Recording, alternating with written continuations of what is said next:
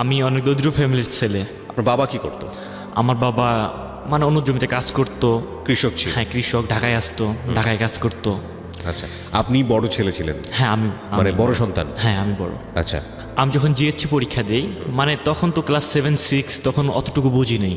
যখন আমি জিএসসি পরীক্ষা দিই তখন থেকে আমার বাবা মারও স্বপ্ন ছিল আমি যখন ভালো রেজাল্ট করি জিএসসি পরীক্ষাতে, যে আমার ছেলের ভালো একটা চাকরি নিয়ে দেবো, ডিফেন্সের চাকরি। এবং আমার বডি ফিগার এখন যেরকম, তখন আরও মানে অনেক মানে ইয়ে ছিল, চওড়া ছিল। এবং প্লাস ক্রিকেট মাঠে যখন গেতাম ছোটোবেলায়, ক্রিকেট খেলতাম, মানে অনেকজন বলতো, নানান সমালোচনা করতাম আমাকে নিয়ে। যে আপনার বাড়ি কোথায়? আমার হোম ডিস্ট্রিক্ট কুড়িগ্রাম, রৌমারী থানা, রতনপুর গ্রাম। ওকে।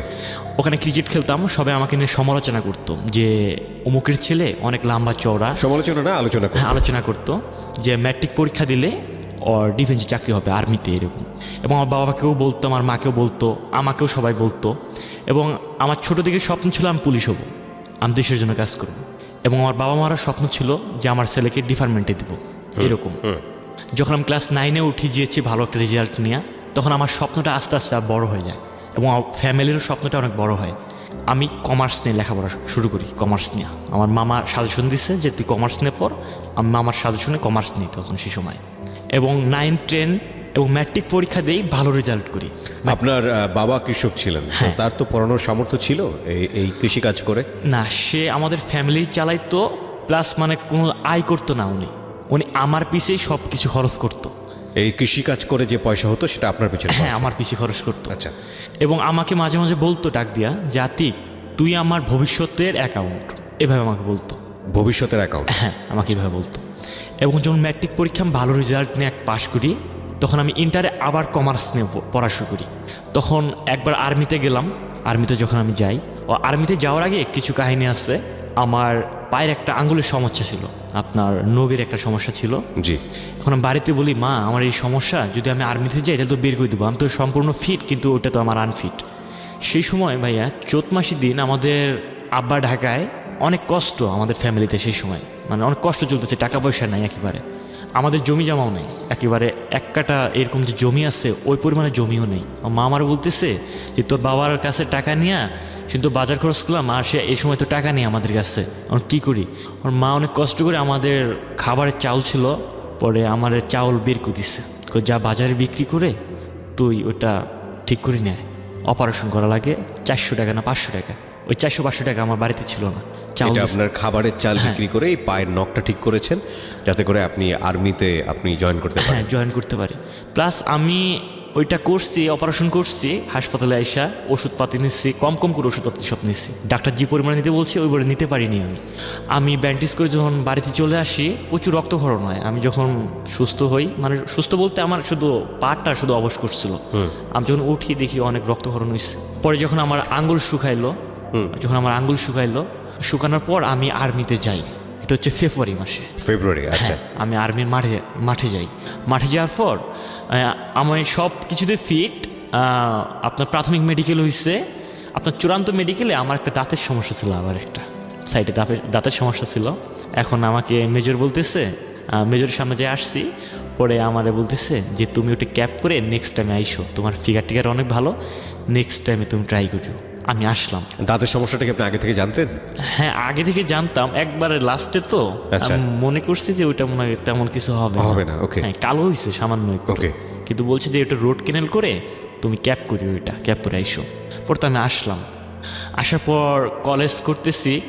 এই সময় আমার ফ্যামিলির, মানে আমার মার সঙ্গে হঠাৎ করে কাজ করতে বলে একটা আমার আম্মু, আমি কাজ করিনি। আম্মু অনেক রাগারাগি করছে, আমি অনেক অলস টাইপ ছিলাম একটু। আচ্ছা। এবং আমাকে আম্মু তেমন আমাকে কাজ করাইতো না, মানে চিন্তা করতো যে আমার ছেলেরা যদি মাঠে পাঠাই, যদি আঙ্গুল কাটতো তাহলে চাকরি হবে না। আমার আম্মু নিজে কাজ করতো। আচ্ছা। একদিন কি যেন কাজ করতে দিছে একটা, আমি কাজটা করি নাই। এখন আম্মু আমার সাথে রাগারাগি করছে যে তোর আমি কবে কাজ করতে দিই, আজকে তোরা আমি বলছি এই জিনিসটা আনতে, তুই নিয়ে আসলি না, আর তুই ছাড়া আমার কে আছে, তুই বড় ছেলে। অভিমান করেছে? হ্যাঁ, অভিমান করছে। আমি আবার মনে মনে ভাবলাম যে এখন যে বাড়ি থেকে পালাই যাই আমি, তাহলে আমি কয়েকদিন ফাঁকিও দিতে পারবো, স্কুলেও যাব না, কলেজেও যাব না, প্লাস এই কাজগুলো করব না। কি কাজ ছিল এটা? এটা ছিল সেই সময় অন্যের জমিতে, ওই যে আপনার আমাদের গরু ছিল একটা, জি, মানে ধান যে কাটে, আচ্ছা, ওই ধানটা কাইটা মানে মানুষের ওদের বাড়িতে, গৃহস্থের বাড়িতে পিটাইতাম, পিটাই শুধু ওই আমরা আটিটা নিয়ে আসতাম। ও আচ্ছা আচ্ছা, বুঝতে পেরেছি। মানে ধান কেটে দিবেন, ধানটা আপনি হচ্ছে হলো ধান ছড়িয়ে, এটাকে বলে গাছ থেকে ছাড়ানো। হ্যাঁ, গাছ থেকে ধান গাছে বাড়ি দিয়ে ধানটা ছড়াবেন, এতে আপনাদেরকে যেটা দিবে ওনারা সেটা হচ্ছে খড়টা আপনারা হ্যাঁ, নিয়ে যেতে খড়টা ওটা আমরা গরুরে খাওয়াবো। আচ্ছা, এই পরিশ্রমের বিনিময়ে শুধু খড়টুকু পাবেন? হ্যাঁ, খড়টুকু। আচ্ছা, এখন আম্মুর সঙ্গে আমার তখন মাথায় এটা আসলো যে এই সময় আমি বাড়ি থেকে পালাই যাই আর আম্মুরও আমি কাদাম, এরকম প্ল্যান করলাম। করার পর আমি বিকালবেলা ব্যাগ টেক নিয়ে আম্মু যখন কই গেছে আমি নিয়ে ব্যাগ নিয়ে পালাই গেছি। ওই প্ল্যানিং করে আমার এক নানু ছিল পাথরের চর বাড়ি, ওটা ছিল আমার নানার চাস্তো বোন, ওখানে বিয়ে হয়েছিল বক্সিগঞ্জ বাজার। জি। ওটা হচ্ছে আপনার পাথরের চর নামে একটা জায়গা, ওদের গ্রাম। বলি যে ওই বাড়িতে যাব। ওই বাড়িতে প্রথমত যাই আমি। যাওয়ার পর পরে নানুর সঙ্গে কথা বললাম যে নানু ভালো আছেন? কয় হ্যাঁ। তুই এতদিন পর আসছস? আমি কই হ্যাঁ। এর আগে ফির নানু আমাদের বাড়িতে আসছিল, আসার পর আম্মুরে বলছে যে ওরে পাঠায় দিও তো আমাদের বাড়িতে। আচ্ছা। এবং আমারও বলছে যে অনেকদিন থেকে যাস না, তুই আমাদের বাড়ি বেড়ায় আসিস। পরে নানুর বাড়ি থেকে নানু ভালো আছেন? কয় হ্যাঁ। বস তুই। বাড়ির সবাই ভালো আছে? কয় হ্যাঁ ভালো আছে। কয় আসছস কয়েকদিন থাক। তো মনে মনে ভাবি যে থাকবই তো, বাড়িতে কাঁদাচ্ছি আমি মারে, মানে এই প্ল্যানিং আমার মাথার মধ্যে সবসময় ওইটাই ঘুরঘার করছে। এখন বাড়ি থেকে আমি কোনো যোগাযোগ বন্ধ করছি। তারপরের দিন টেলিভিশন, নানুর রুমে টেলিভিশন ছিল তো, আমি টেলিভিশন দেখতেছি। সেই সময় একটা মেয়ে দেখি রুমে আসছে, কেমন যেন আমার ভালো লাগলো সেই সময়টা। কোন ক্লাসে পড়েন ওই সময়টাতে? আমি ইন্টার সেকেন্ড ইয়ারে। ইন্টার সেকেন্ড ইয়ারে পড়ছেন, ওকে। আই পরীক্ষার আগে এই সময়, ওকে। কেমন যেন ভালো লাগে আমার, ভালো লাগে। পরে আমি টেলিভিশন দেখলাম, দেখার পর ও প্রতিদিন ওই নানুর রুমে আসে। এখন কে ওই মেয়েটা সেটা আপনি জানেন না? ওইটা আচ্ছা, জানি না। ওকে। পরে ওই নানুর একটা ছেলে আছে, মামা, ছোট, নাম সুজাত। ওর কাছে আমি জিজ্ঞেস করি যে এই মেয়েটা কে? আমার ভাতিজি লাগে, মানে আমার ওই নানার মানে নাতনি লাগে। আচ্ছা, আমি ফির নাতি হই। ওকে, বুঝতে পারছেন? আমি আবার বললাম যে ওর কি বিয়ে হয়েছে? কয় না, বিয়ে হয়নি। কয় মামা কি জন্য প্রশ্ন করছেন? আমি কই না, এমনিতে স্বাভাবিক, একটা সুন্দরী মেয়ে তো দেখলে বলতে পারি। ওর মামা হাসে, ফ্রি ছিলাম তো। কয় আচ্ছা ঠিক আছে, সমস্যা নেই। ও রাত্রে ঘুমাইছে, ওই সুজাত আমার মামা, ওর ফোনটা আমি নিচ্ছি বালিশের তল দেখি, নিয়ে আমি এক এক করে নাম্বার চেক করতেছি। দেখি যেহেতু ওর ভাতিজি লাগে অবশ্যই নাম্বার আসছে ওখানে। পরে দেখি ওখানে সেভ করে আছে পারভিন নামে। আমি নাম জানতাম মেয়ের, পরে নাম্বারটা ওখানে কালেক্ট করছি। ওকে। প্রত্যেক দিন সকালবেলা ওই মেয়ে আসবো, এসে টেলিভিশন দেখবো, 9টা পর্যন্ত থাকবো, আবার চলে যাইবো, আবার সন্ধ্যার পর আসবো। আচ্ছা। এবং আমিও তার সঙ্গে সময় দিতাম। এবং যেদিন থেকে আমি নাম্বার নিলাম সেদিন থেকে তার আমি SMS করা শুরু করছি। এখন বলতেছে ও SMS করে আমার পরিচয় যাচ্ছে যে তুমি কে। আমি পরিচয় আর দিই না। বেশ কয়েকদিনই ভাই কাটে, প্রায় 7-8 দিন। এইভাবে রমজান চাইফা আসে, আস্তে আস্তে রমজান আসে। বাড়িতে যাননি? না, তারপর বাড়ির সঙ্গে কোনো আমার যোগাযোগে নেই। বাড়ির কথা মনেও পড়ে না? না, আস্তে আস্তে এখানে মানে আমার সব ফিলিংসটা এখানে এসে কোনো চিন্তায় বাড়ির জন্য হয় না। বুঝতে পেরেছি, হ্যাঁ। এইভাবে প্রায় 1 মাসের কাছাকাছি চলে গেল। আমি নানুর বাড়িতে থাকি, প্লাস নানুর বাড়ি থেকে একটু আমার বন্ধুর বাড়িতে যাই। এবং বাড়িতে জানেও না আপনি কোথায় আছেন? না, বাড়িতে কি হচ্ছে আমি তাও জানি না। আচ্ছা। তারপরে এইভাবে সময় আস্তে আস্তে যাচ্ছে।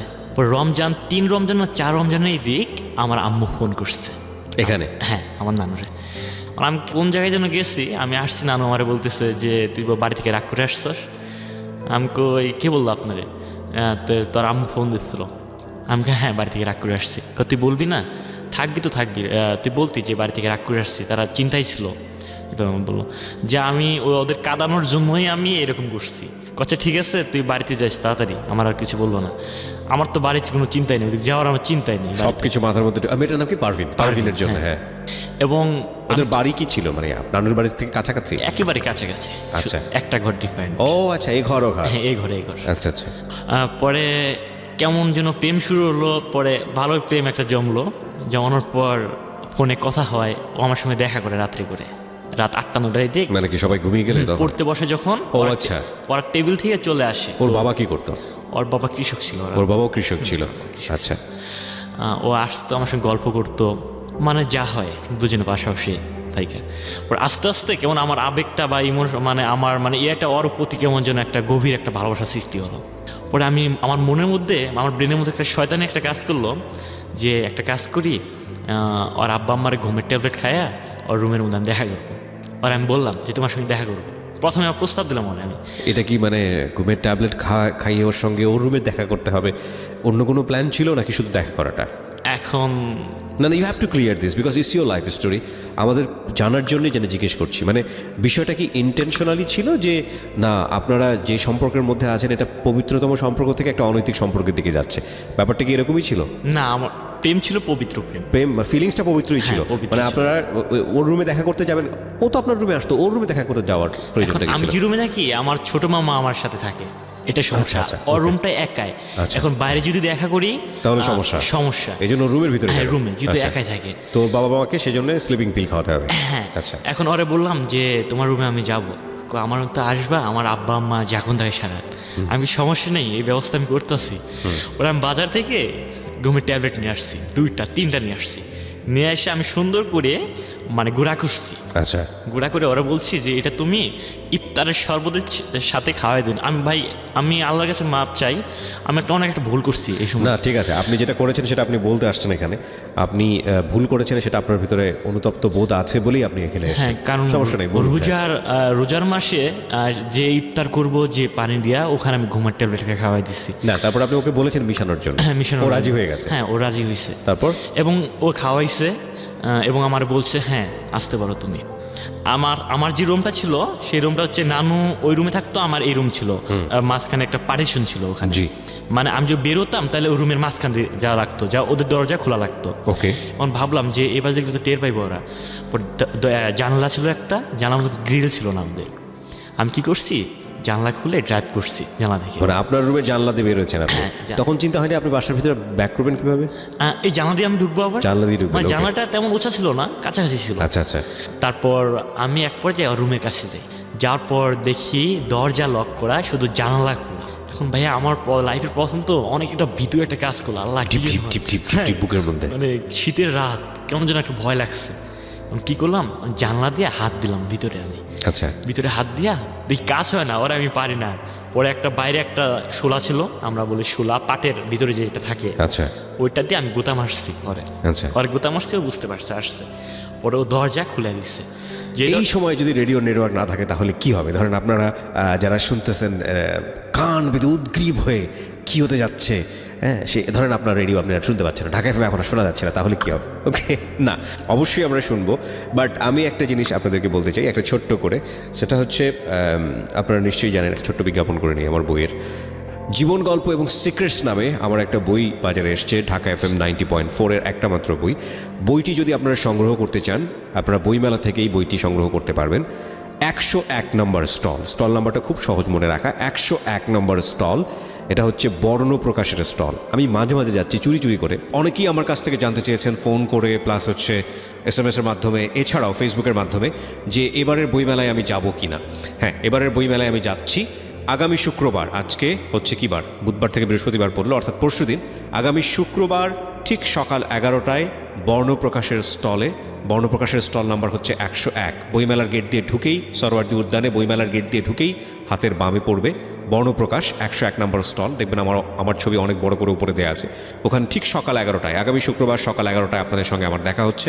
যারা দেখা করতে চান চলে আসবেন বইমেলাতে, যারা আমার হাত থেকে বইটি কিনতে চান চলে আসবেন। আগামী শুক্রবার ঠিক সকাল 11টায় 101 নম্বর স্টল, বর্ণপ্রকাশের স্টল, সরওয়ার্দী উদ্যানের। ওকে, দেখা হচ্ছে আপনাদের সঙ্গে। হ্যাঁ বলুন, তারপর কি হলো? তারপর ও খুলে দরজা, দিছে দরজা, হ্যাঁ, ও দরজা খুলে দিছে অলরেডি। আমি যে রুমের ভিতরে ঢুকছি আমার প্রচন্ড ভয় লাগতেছে, মানে আমার শরীর কাঁপতেছে, কাঁপাকাঁপি দেখতেছে। কাঁপা শুরু করছে। পরে ওদিক দরজা লক করলো, আমি মনে মনে করি কোনো প্ল্যানিং করলো নাকি। মানে আমার মাথার মধ্যে এই চিন্তা আসে গেলো যে Okay, এই সময় যদি দড়া খাই তাহলে তো মায়েরও খাইবো, মান সম্মান শেষ এই সময়। আর নানুর বাড়িতে আসছে, নানুরও মান সম্মান শেষ। Right. এরকম চিন্তা আসলো মাথার মধ্যে। পরে দেখি ল্যাব তো শীতের দিন, সোজা ল্যাবের তলে ঢুকে বললাম। ল্যাবের ঢুকে প্রায় 5 মিনিট প্রায় নীরবতা মনে পালন করছিলাম আমি সেই সময়। মানে কোনো কথা নেই, সাউন্ড নেই, মানে ভয় কাজ করছে সেই সময় আমার। মানে একটু পর ওর সঙ্গে কথা তো বলা যায় না রুমের ভিতর। আমাকে ও বলতেছিল ভয় পাইছো, আমি কই ভয় তো পাওয়ারই কথা, না ঘুমায় বসছে আব্বু আম্মু। আর রুমের ভিতরের পারিশন আবার লক করা দরজা, কোনো সমস্যা নেই। ভাইয়া আস্তে আস্তে ওখানে কথা বলতে বলতে অন্য একটা ফিলিং জন্মে গেল। আসলে চিন্তাধারা ছিল খুব না, স্বাভাবিক। হ্যাঁ এই জিনিসটা হবে। এবং আমার লাইফের প্রথম এটা, এবং আমি কোনো মেয়ের লাইফের, মানে ও আমার লাইফের প্রথম, ওর সঙ্গে আমি অবৈধ মেলামেশা করি। এটা মানে এটা আপনাদের আমার জীবনের প্রথম, এটা মেয়ের সঙ্গে আমার মেলামেশা চিন্তা ছিল না, কিন্তু হ্যাঁ। ইন্টেনশনালি জিনিসটা হয়ে যায়। হয়ে গেছে। হ্যাঁ, আমার জীবনের প্রথম এটা, দুজনেই মানে দুজনের সম্মতিতেই জিনিসটা হয়েছে। তারপর শারীরিক মেলামেশা হলো ওখানে আমার লাইফের প্রথম ওইটা। ওখানে আমি ছিলাম প্রায় 3টা পর্যন্ত, 12টায় ঢুকছি 3টায় বেরোইছি ওখান থেকে। জি, সেদিন রাত কাটার পর আমার কিচ্ছু ভালো লাগে না আর। বাড়ির চিন্তা ভাবনা তো মোটেও আমার brain এ এক্স্যাক্টলি নাই। আমার সেটাই মাথায় আসছিল যে বাড়ির চিন্তায় যতটুকু ছিটেফোঁটা ছিল এরপর আর থাকার কথা না। হ্যাঁ, আমি অনেক দিন ওখানে থাকলাম। মানে সারাক্ষণ মাথার মধ্যে শুধু হ্যাঁ। এই সম্পর্ক এবং পারফিনের কথা মাথায় ঘুরছে। হ্যাঁ, পারবেন কথা মাথায় Okay. ঘুরতো। এবং সেও নানুর রুমে প্রায় 5-6 বার আসতো। মানে আর কি আপনারা আমি- যেটা বুঝতে পারছিলাম যে খুব স্বল্প সময়ের মধ্যেই বুঝে না বুঝে কাছাকাছি এরকম সুযোগ থাকার কারণে আপনারা র্যান্ডামলি একটা অনৈতিক সম্পর্কে যাওয়ার একটা সুযোগ ছিল এবং আপনারা সেটার ব্যবহার করতেছিলেন। ওকে, অনেকদিন বেশ কয়েকদিন কাটলো এইভাবে। আবার ঘুমের ট্যাবলেট খাওয়াই, ফির 2 দিন পর মানে আবার- রেগুলার আপনারা ঘুমের ট্যাবলেট খেয়ে হ্যাঁ, যাচ্ছেন। ঘুমের ট্যাবলেট খাওয়াই। সে তারপর দিন আবার 4টা নিয়ে আসছিলাম আমি, যে আচ্ছা। ঘুমের নিয়ে আসছি, আবার খাওয়াইছি, আবার মেলামেশা করছি, রুমে গেছিলাম। এভাবে দীর্ঘ প্রায় 5-6 দিন ওর সঙ্গে আমার মেলামেশা হয়েছে। প্রায় 15 দিনের মধ্যে এটা মেলামেশা হয়। সেই সময় নানু আমার বলতেছে যে তুই বাড়ি চলে যা। নানু মনে একটু বুঝতে পারছে। বিষয়টা বুঝতে পেরেছে। হ্যাঁ, হ্যাঁ, একদিন কি হয়েছে, আমি জানলা ড্রাইভ করে চলে গেছি, নানু আমার রুমে আসছে।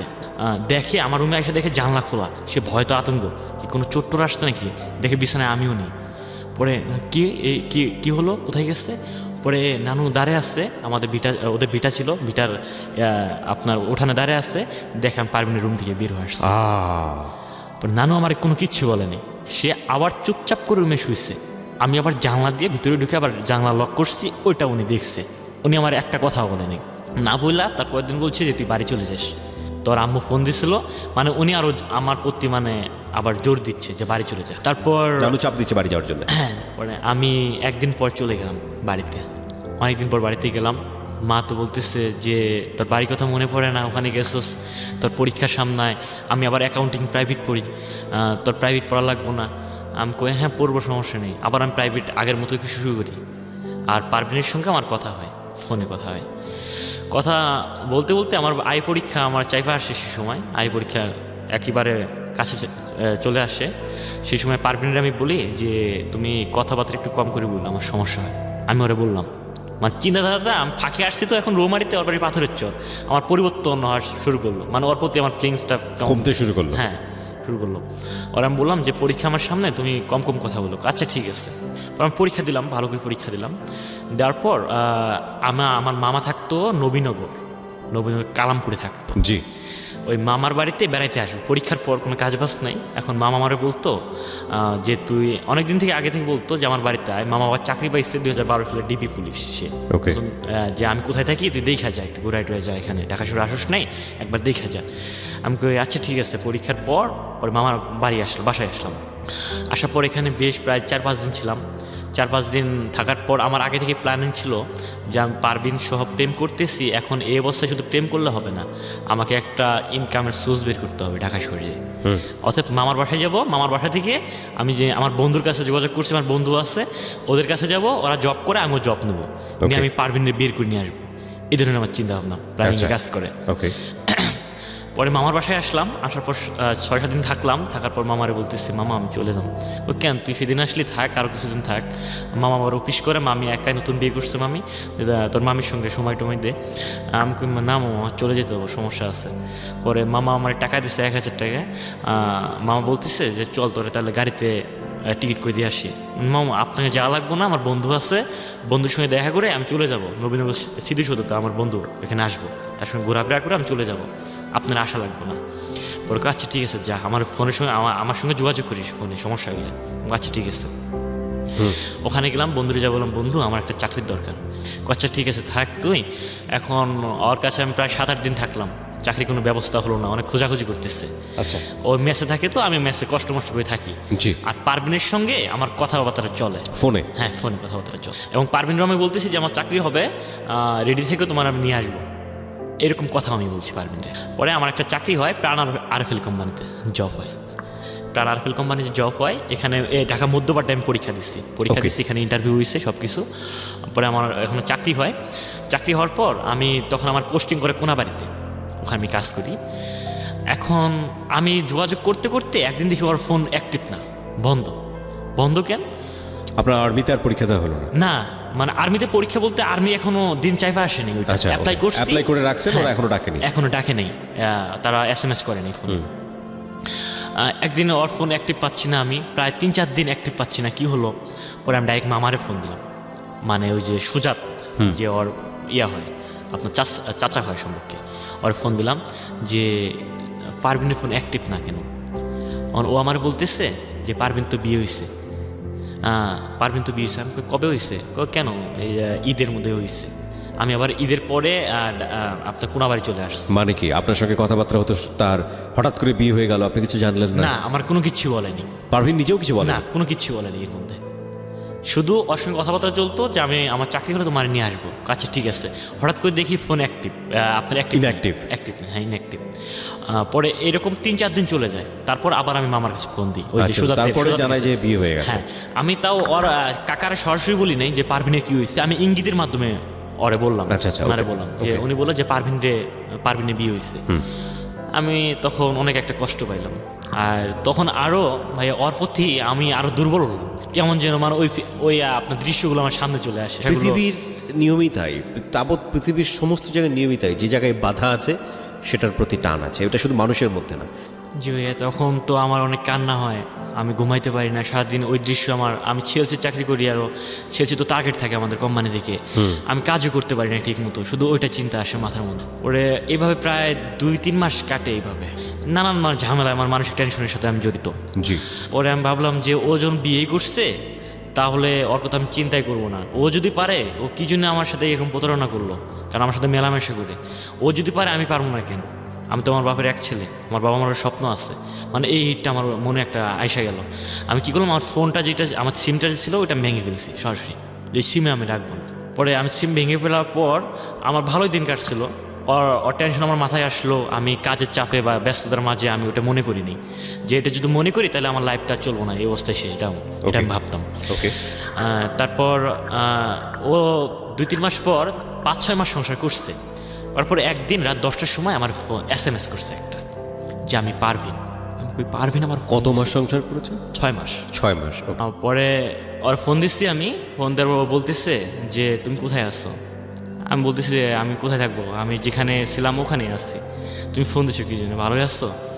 হ্যাঁ। ও বলতেছে হ্যাঁ ভালো আছি, কিন্তু ওই রকম ভালো না। আমি কীরকম ভালো? যে আমি এখন খুবই কষ্টে আছি, তুমি আমাকে নিয়ে যাও। মানে ও আর কোনো কথা বাড়াইলো না, সরাসরি আমার বলতেছে যে আমারে নিয়ে যাও। আমি কই মানে তোমার আমি নিয়ে আসবো মানে? তুমি তো অনেক সুখে আছো, তোমার স্বামী নাকি ভালো চাকরি করে, ভালো শিক্ষিত ফ্যামিলি, তাহলে তুমি ওই সংসার থেকে আমার কাছে আসবা, এর কোনোদিন সম্ভব না। এটা ও আপনাকে অফার করছিল? হ্যাঁ, ও আমার অফার করছিল। আচ্ছা। আমি আবার ফোনটা কি করছি, কাইটাতে ফোন বন্ধ করে রাখছি, কারণ আমার চিন্তা একটাই আসছে ভাই এই সময় যে না, এটা কখনো সম্ভব না। কারণ ওর বিয়ে হয়েছে, এই সময় যদি আমি আমার লাইফে নেই তাহলে দেখা যায় আমার ফ্যামিলি ওর জন্য অপমানিত হবে আপনার সবার কাছে, এবং আমিও অপমানিত হবো ফ্রেন্ড সার্কেলের কাছে, এবং আমার লাইফটা ধ্বংস। আমার এরকম চিন্তা আমার মাথার মধ্যে ঘুরপাক করছে। ওকে। এবং আমি সিমটা ফোন বন্ধ করে রাখছি, এবং প্রায় 2-3 ঘন্টা পর আমি ফোন অন করছি, আবারও ফোন করছি। মানে আমি অনুমান করলাম যে ও মনে হয় সারাক্ষণ আমার ফোনে ট্রাই করে। আচ্ছা। ও আবারও বলতেছে যে আমার নিয়ে যাবো না। আমি কই ভাই এটা সম্ভব না, তুমি কি পাগলামি করতেছো, তুমি ভাইবে আবার দেখো। দেখে আমি আবার ফোন কাইটা দিয়ে আবার বন্ধ করছি, প্রায় একদিন, ফুললি একদিন কোনো ফোন আমি অ্যাক্টিভ করিনি। ফোন আমি খোলার পর ও আবার ফোন দিছে আমার, আবার ফোন দিছে। ওকে। তারপর বলতেছে তুমি আমার কথা শুনবা না, তুমি যদি আমাকে না নিয়ে যাও আমি কোনো বিষ খাবো। আমাকে কী হয়েছে? তখন আমি মাথাটা স্থির করে শুনলাম যে কী হয়েছে এমন, ও আসতে চাই কেন, একটু শুনি। আর বলতে কী হয়েছে তোমার? যে আমার সমস্যা। তোমার কি সমস্যা? আমার শাশুড় শাশুড়ি আমার দেখতে পায় না, আমার জ্বালাতন করে, তারা খুবই খারাপ, আমার অত্যাচার করে, এবং আমার হাজব্যান্ড ঢাকায় আরেকটা বিয়ে করছে। এটা কি ওকে বিয়ে করার পরে না আগেই ছিল? আগেই ছিল। আচ্ছা। ও আমার এটা বলতেছে আচ্ছা, যে ও নাকি ঢাকায় বিয়ে করছে। ওকে। আমি এই জন্য এই সংসার করুম না, তুমি যদি আমাকে না নিয়ে যাও, আমার কেউ নাই এখন, আমার বর্তমান কেউ নাই, তুমি শুধু আসো, তুমি যদি আমাকে না নিয়ে যাও তাহলে আমি বিষ খাবো। আমি বলছি আমি তোমার আসছি, তাহলে তুমি বিয়ে করার সময় আমার ফোন দাও না কি জন্য? বলতেছে সেই সময় আমি সুযোগ পাইনি। আমি কই সুযোগ পাও নাই মানে? তুমি কি কথা বলতেছো? পরে নানান কথা ওখানে হয়েছে, হওয়ার পর আমি ফোন রাগ করে আবার কাটা দিচ্ছি। তারপর ভাইয়া ফোন কাটার পর আমার মাথার মধ্যে শুধু ঘুরপাক, ওই দৃশ্যগুলো আবার আমার চোখের সামনে আসতেছে। মানে আপনার প্রেমের দিকে যে অনৈতিক সম্পর্কগুলো ছিল, বা ওর সঙ্গে যে ইন্টিমেট রিলেশনশিপ যেটাকে আমরা বলি, ওকে, এই দৃশ্যগুলো আবার আমার চোখের সামনে ঘুরপাক করতেছে। আমি আবার ভাবলাম যা কি হয়েছে দেখি, আবার ফোনটা ওর ফোন দিই, আমি কি অবস্থায় আছে আবার শুনি। আবার ফোন খুলে আবার ফোন দিচ্ছি ডাইরেক্ট। যে বলো তোমার এখন কি সমস্যা, কি করতে পারি তোমার জন্য, যে আমার জন্য কোনো কিছু করতে হবে না, তুমি আমাকে নিয়ে যাও ঢাকায়, নিজে তোমার কাছে রাখো। পারভিন বলছে এটা? হ্যাঁ, পারভিন বলতেছে। তখন আমার যে মাথার মধ্যে যে মানে ইয়াগুলো কাজ করছিল তখন আর কাজ করতেছে না, তখন পারভিনের প্রতি আমি দুর্বল হয়ে গেলাম। ওই আমার দৃশ্যগুলো চোখের সামনে ঘুরপাক করছে আর প্রতি আমি দুর্বল হয়ে গেলাম। তখন আমার ফ্যামিলির কথা মনে আসতেছে না, আমার চাকরির কথা মনে আসতেছে না, আমার লাইফ যে একটা আমার লাইফ এখনও সেট হয়নি ওই দিকে আমার মনে হইতেছে না। এখন আমার মনে হচ্ছে যে আমি প্রাণ কোম্পানি চাকরি করতেছি, এখন এই সময় আরে নিয়ে আসলে আমি খাইতে পারবো, 12,000 টাকা স্যালারি পাচ্ছি, এর মধ্যে ওরও চলবো আমারও চলবো। ওকে, এটাই আমার মাথার মধ্যে ঘুরপাক খাচ্ছে। এখন বললাম আচ্ছা ঠিক আছে, তাহলে আজকে তো স্যালারি দিব না, 10 তারিখে 11 তারিখে স্যালারি দিব, আমি স্যালারিটা নিয়ে রাত্রে আমি চলে যাব। আচ্ছা ঠিক আছে। তারপর আমি স্যালারি পাইলাম, স্যালারি পাওয়ার পর আমাদের স্যালারিটা প্রাণ কোম্পানিতে 1 তারিখে দেয়, কিন্তু আমার বেতনটা হ্যান্ড ড্রাফট করছিল, আমার টার্গেটটা পূর্ণ হয়নি, জি, এই জন্য 11 তারিখে বেতনটা দিচ্ছে আমার।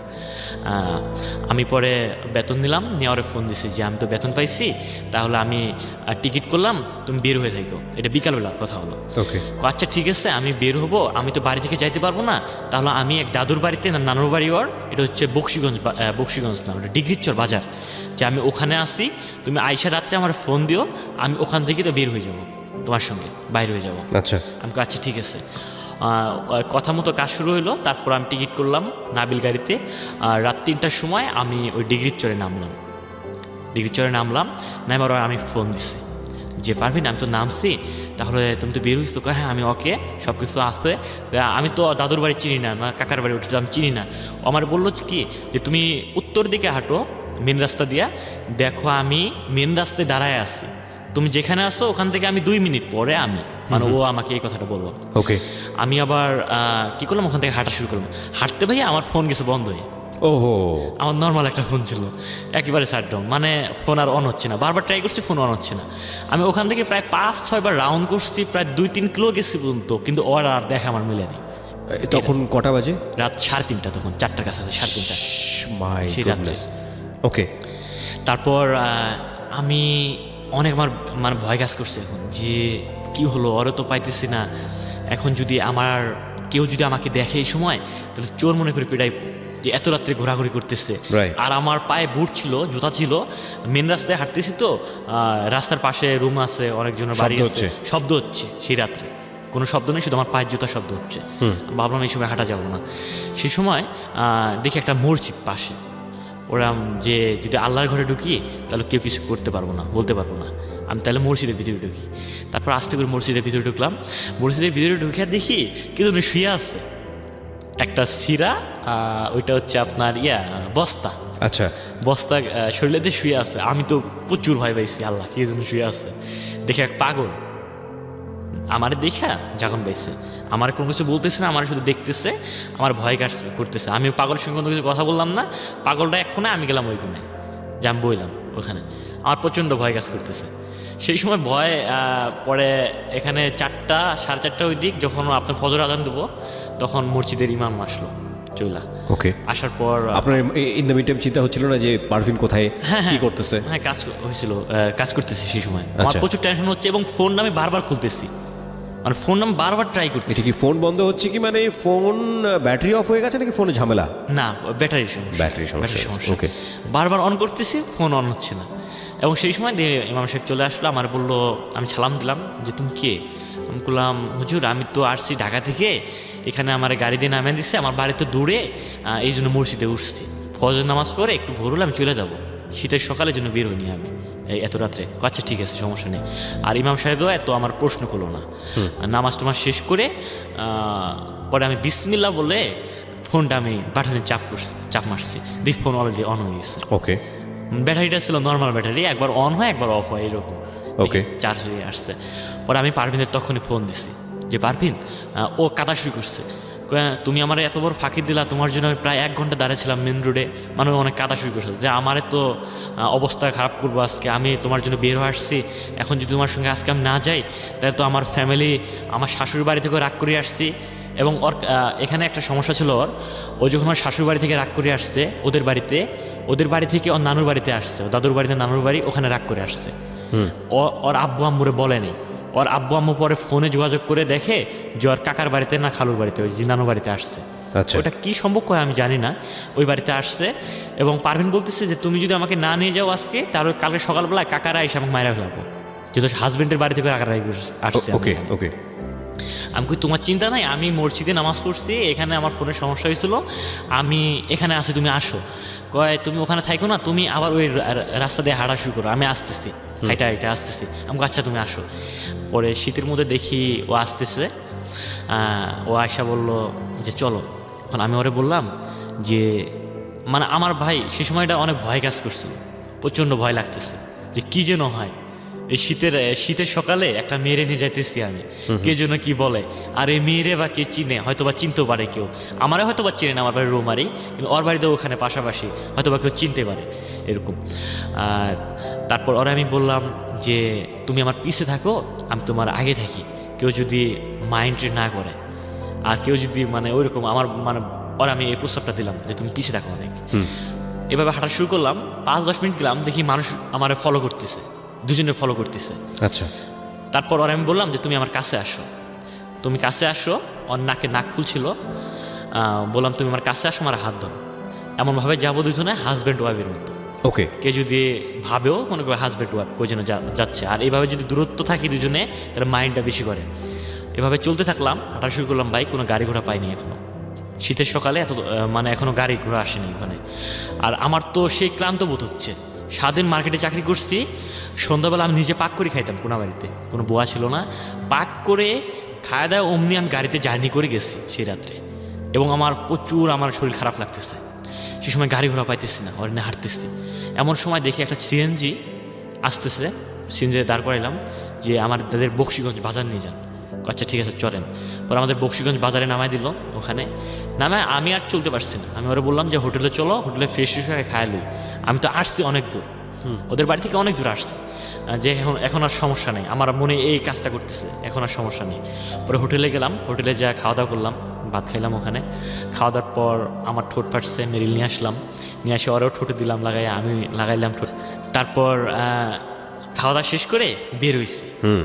বের হওয়ার পর গাড়ির স্ট্যান্ডে হাঁটতেছি, সেই সময় আমার পিছন থেকে কে যেন কলার ধরছে, কলার চেপে ধরেছে। চেপে ধরছে। পারভিন শুধু পাশ থেকে বলছে ভাইয়া, আমার তো আত্মায় পানি নেই। মানে ওর ভাই? হ্যাঁ ওর ভাই। এখন আমারে বলতেছে যে তুমি কে? আমাকে আমার বাড়ি রৌমারি। কি তোমার আব্বার নাম? আমার আব্বার নাম বললাম যে আমার আব্বার নাম লাল মিয়া। তারপর বলতেছে তুমি কোথায় থাকো? আমি গাজীপুর কোনাবাড়িতে থাকি। কে তুমি যে কত বড় একটা ভুল করতেছো, অন্যের বোর্ডে নিয়ে ঘুরতেছো, এটা তোমার অপরাধ না? আমি কই ঘুরতেছি না তো, আমরা ঢাকায় যাচ্ছি। কই কেন? আমি কই ওরা আমি বিয়ে করব। সরাসরি কথা বললাম। ওর আপন ভাই? হ্যাঁ আপন ভাই। ওর আপন ভাই ওখানে কোত্থেকে আসলো? ওর আপন ভাই নেক্সট টাইমে আমি শুনলাম নাকি ওর আপন ভাইরে কে যেন নিউজ দিছে যে তোর বোন রাগারাগি চলে গেছে। আমি ভাইয়া এই প্রশ্নটা আজকে আমি এই মানে প্রশ্নটার অ্যান্সার আজকেও আমি পারি নাই, যে ওর ভাই কিভাবে আসলো বক্সিগঞ্জ বাজারে। আজকেও মেলাইতে পারিনি যে ওর ভাই কিভাবে আসলো বক্সিগঞ্জ বাজারে। এবং পারভিন আমাকে যা অ্যান্সার দিল নেক্সট টাইমে, পারভিন বলতেছে যে ভাইয়ারে কে যেন বলছে, তোমার সঙ্গে যে ফোন দিয়ে আমি যোগাযোগ করছি ওটা হচ্ছে দাদুর ফোন। ওই দাদু মনে বুঝতে পারছে, ওই দাদু মনে ভাইয়ারে ফোন দিছে, দিয়ে ভাইয়া আসছে। এবং ওর ভাই আমার বলতেছে কি যে তোমাদের জন্য আমি খুব সন্ধ্যায় বেরোইছি কোনাবাড়ি থেকে, ওর ভাইয়া কোনাবাড়ি কাশিমপুর থাকে, ওখানে আমি সন্ধ্যায় বেরোইছি, সারা রাত তোমাদের জন্য আমি স্টেশনে পহরা দিয়েছি, তোমরা কখন আসবা। কিন্তু তুমি তো হয়েছিলে আমি জানি না, কোন ছেলের সঙ্গে পারভিন ভাগতেছে এইটুকুই আমি জানি। তো ওর ভাই জানে মানে হচ্ছে, পারভিনের ভাই জানে মানে হচ্ছে, তো পারভিনের শ্বশুরবাড়ির লোকজনও জানার কথা। নেক্সট টাইমে জানছে। তখনও জানে না? না তখনও জানে। তো ওর ভাই জানলো কিভাবে? ওর ভাইকে খবরটা দিয়েছে কে? ওর ভাইয়ের খবর নাকি দিচ্ছে ওই যে পারভিনের দাদু। তার মানে পারভিন সেই সময়টাতে শ্বশুর বাড়িতে ছিল না যখন পালিয়েছে? ওকে। পারভিন ওর আব্বার বাড়িতে আসছে, ওর আব্বার বাড়ি থেকে ওর নানুর বাড়িতে না চাচার বাড়িতে আসছে রাগ করে, ওখান থেকে আমার সাথে পালায় আসছে। ওকে। তারপর আমাদের একটা স্কুল মাঠ ছিল ওখানে, ওই স্কুল মাঠে নিয়ে গেল দুজনরে। নিজে আমার বলতেছে যে তুমি তো একটা বিশাল একটা অপরাধ করছো, তুমি যে পারভিনরে বিয়ে করবা এর আগে তো বলতে পারতা আমারে, এর আগে তো বলতে পারতা যে পারভিনরে আমি ভালোবাসি, পারভিনরে আমি বিয়ে করুম, তো পারভিনরে তোমার কাছে আমি দিতাম। এরকম কথা বলে আর কোনো কিছু বললো না। তখন আমি অনুমান করে নিতে পারলাম যে তোর বোন, এই জন্য উনি হইচই করলো না, যেহেতু মান ইজ্জতের ব্যাপার আছে, সম্মানের ব্যাপার আছে ওখানে। ও আমাদের নিয়ে বকশিগঞ্জ বাজারে আইসা এক লেগুনও নিল, নিয়ে আপনার লেগুনের কী যেন বললো, একটা অনেক দূর একটা বাজারে নামাই দিল, আমাদের 3 জনরে নামাই দিল। তারপরে দেখি আরও লোকজন আসলো, ওখানে আরও 5-6 জন লোক আসলো। আসার পর আমার হাতটা পুরোটাই ছাড়া, আমার কোনো হাতটা ধরে নেই, তারা আমি ফ্রি ছিলাম, আমি সেই সময় খোলা ছিলাম। তারপর আমার ওর খালুর বাসায় নিয়ে গেল, নিজে আর বলতেছে, আমার খালু বলতেছে যে ওরে বান দেখ, মানে আপনাকে বলছে বাঁধার জন্য? মানে পারবিনের ভাইরে বললো যে ওরে বান দেখ। এখন ওর ভাই আমার সঙ্গে প্রচুর রাগারাগি করতেছে, এবং রাগারাগি করে পারবিনরা অনেক মারধর করছে সেই সময়। পারবিনরও অন্য রুমে নিয়ে অনেক মারধর করতেছে, পারবিন কাঁদতেছে, এটুকু আমি অনুমান করে নিতে পারলাম। এখন পারবিনের খালু আসে বলতেছে যে কি হয়েছে। এখন পারবিনের খালু আসে আমাকে প্রথম প্রশ্ন করছে যে তুমি কী করো? আমি জব করি। কোথায়? প্রাণ কোম্পানিতে জব করি। কী হয়েছে, তুমি তো বের করে নিয়ে আসছো মেয়েরে, তাহলে মেয়েরে বিয়ে করতে হবে। পরে সব কিছু বিয়ের কাগজপত্র সব রেডি করছে। আচ্ছা। করার পর বিয়ে পড়ানো শুরু করছে। আমি তো অনুমতি দিচ্ছি ঘুমানোর আগে যে আপনারা যা করবেন তা। ওকে। তারপর আমি অলরেডি বিয়ে করার সময় কাজী সাহেব একটা প্রশ্ন করে, আমার সার্টিফিকেটের বয়স ছিল সেই সময় 17 বছর। ওকে। 18 বছরের নিচে, মানে 16 বছর 17 বছরের কাছাকাছি বয়সটা সেই সময় আমার। তখন কাজী সাহেব আমার বললো যে তুমি এখানে লেখো আমার বয়স 22 বছর, ওই যে একটা মূল কাগজে। আচ্ছা। যে এখানে লেখো আমার বয়স 22 বছর। পরে লিখলাম আমি আমার বয়স 22 বছর। আমার বলতেছি তোমার ছবি আছে তোমার কাছে? আমার কাছে তো অলরেডি ছবি থাকতো, সত্যিটা করা ছবি থাকতো, কারণ আমি বিভিন্ন চাকরিতে যদি অ্যাপ্লাই করতাম আমার ছবিগুলো লাগতো। জি। তারপর আমি ছবি দিলাম, 2 কপি ছবি দিলাম। তারপর বিয়ের কাজ শেষ হলো, সম্পূর্ণ হলো। তারপর আমি ওই রাতটা ওখানেই ছিলাম, ওদের খালুর বাসায় ছিলাম। সকালবেলা আমার ফোন দিছে, পারবিনের দ্বারা ফোন পাঠিয়ে দিছে। আমি ফোন কাছে পাইছি, ফোন অন করার সঙ্গে সঙ্গে আমার আম্মু আমার ফোন দিছে। আমার আম্মু তো ফোন দেয় না, আমার মামা ফোন দিছে, ছোটো মামা, আর আপনার ছোটো মামা। ও ফোন দিছে, ও ফোন দিয়ে বলতেছে মামা আপনার কী খবর? আমি কি মামা সব তো কমপ্লিট হয়ে গেছে। কি কমপ্লিট হয়েছে? আমাকে বিয়ের কাজ কমপ্লিট হয়েছে। আমার মা শুনছে, আমার মা হাপিল হয়ে গেছে, মানে অজ্ঞান হয়ে গেছে, সেন্সার মাথায় নেই। তারপর ডাক্তার নাকি নিয়ে এসে স্যালাইন লাগাইছে। নেক্সট টাইমে যা জানলাম আমি, মামা আমারে বললো ফোন করে। তারপরে আমার নানা তখন আমার মারে বলতেছে নাকি যে ওই ছেলের দরকার নাই, ও নাতি ত্যায্যপত্র করলাম, তুই ওই ছেলে ত্যায্যপত্র কর, যে আমাদের কথা মানলো না, আমাদের এক মুহূর্ত ফোন দিল না দিয়ে ও একাই বিয়ে করছে, আমরা চলে যাই, ওই ছেলে আসে তুই বাদ দে। তখন নাকি আমার মা আমার নানারে কোনো কিচ্ছু বলে নেই ভাইয়া। এখানে আসলে আমার অনেক কান্না আসে এই কথাটা যখন আমার স্মরণ হয়। আমার মা শুধু সেলাইন অবস্থায় বলছে যে আমি এই সব কিছু বাদ দিলাম, আমার ছেলেরা অনেক দিন থেকে আমি দেখি না, শুধু আমার ছেলেরা আমি একটা নজর দেখে আমি চলে যাব, মানে সেলাইন লাগানো অবস্থায় বলতেছে। আর নানা বলতেছে যে ওই ছেলেকে তুই ত্যায্যপুত্র কর। আমার মা শুধু এই কথাটাই বলছে, কথা বলে আমার মা হাফিল হয়েছে, আর কথা বলতে পারে না সেলাইন লাগানো অবস্থায়।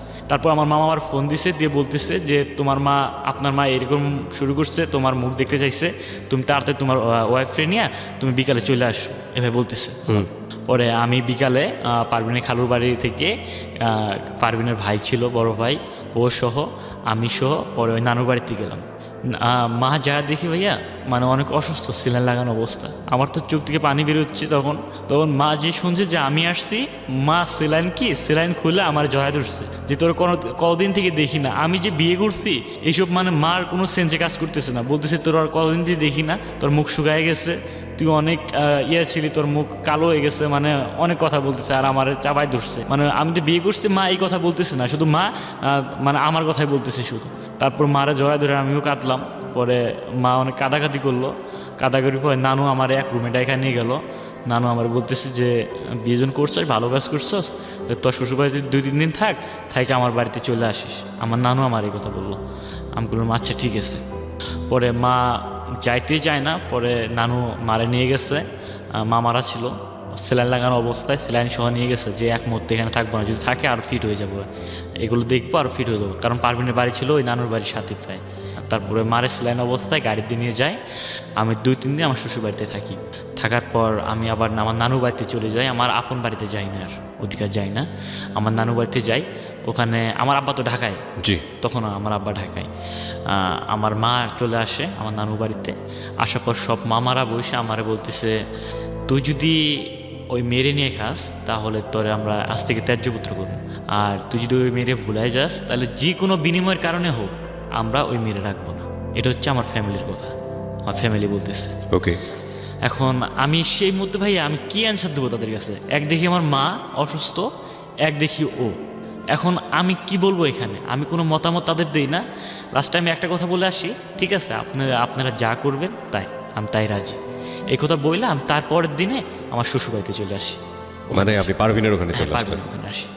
আসার পর ওখানে আমি আরও 2 দিন থাকি। পারভিনের সাথে? হ্যাঁ, পারভিনের সঙ্গে থাকি। তারপর ওখানে আমি আরও 2 দিন থাকি। থাকার পর আমি ঢাকায় চলে আসি। ওখান থেকে আমার শ্বশুরবাড়ি থেকেই আমি ঢাকায় চলে আসি। ঢাকায় চলে আসার পর ওই পারভিন সহ আমার কন্টিনিউ ফোনে কথা হয়। এভাবে প্রায় আমাদের 2-3 মাস চলে যায়। চলার পর একদিন হঠাৎ করে আমার শ্বশুর আব্বা মারা যায়। আমার শ্বশুর ছিল ক্যান্সার আক্রান্ত, সে মারা যায়। আমি আবার আমার মারে ফোন দিই, তখন আমি চৌরাস্তায়। তখন মারে ফোন দিই, মা আমার শ্বশুর তো মারা গেছে, আমি কি যাবো আমার শ্বশুরকে মাটি দিতে? আমার মা আমাকে তাও বলেনি যে যেটা তোর ভালো হয় ওইটা তুই কর। আমি 12টার সময় গাড়িতে চললাম, যাইতে যেতে আমার রাত বাজলো 10টা। আমার জন্য তারা আর ওয়েট করলো না, তারা মাটি দিয়ে দিচ্ছে অলরেডি আমার শ্বশুরে। ওকে। ওখানে জায়গায় থাকলাম আমি, আরও 1 দিন ছিলাম ওখানে। 2 দিন আমি ছিলাম শ্বশুরবাড়িতে। থাকার পর আবার আমি ঢাকায় চলে আসি। আসার পর এভাবে দিন কাটছে। এই সময় আমার ছোটো বোন ফোন দিয়ে হঠাৎ করে কাঁদতেছে। কী হয়েছে? কয় মা অসুস্থ হয়ে গেছে। মা অসুস্থ কী হয়েছে, কোনো সমস্যা? কয় না। আমাকে কী হয়েছে? কয় আমার এই যে আমাদের কাকা প্রতিবেশী দাদারা ভাতিজাবো এবং 1-2 কথায় তারও পিকচার উঠেছে আমার বইয়ের।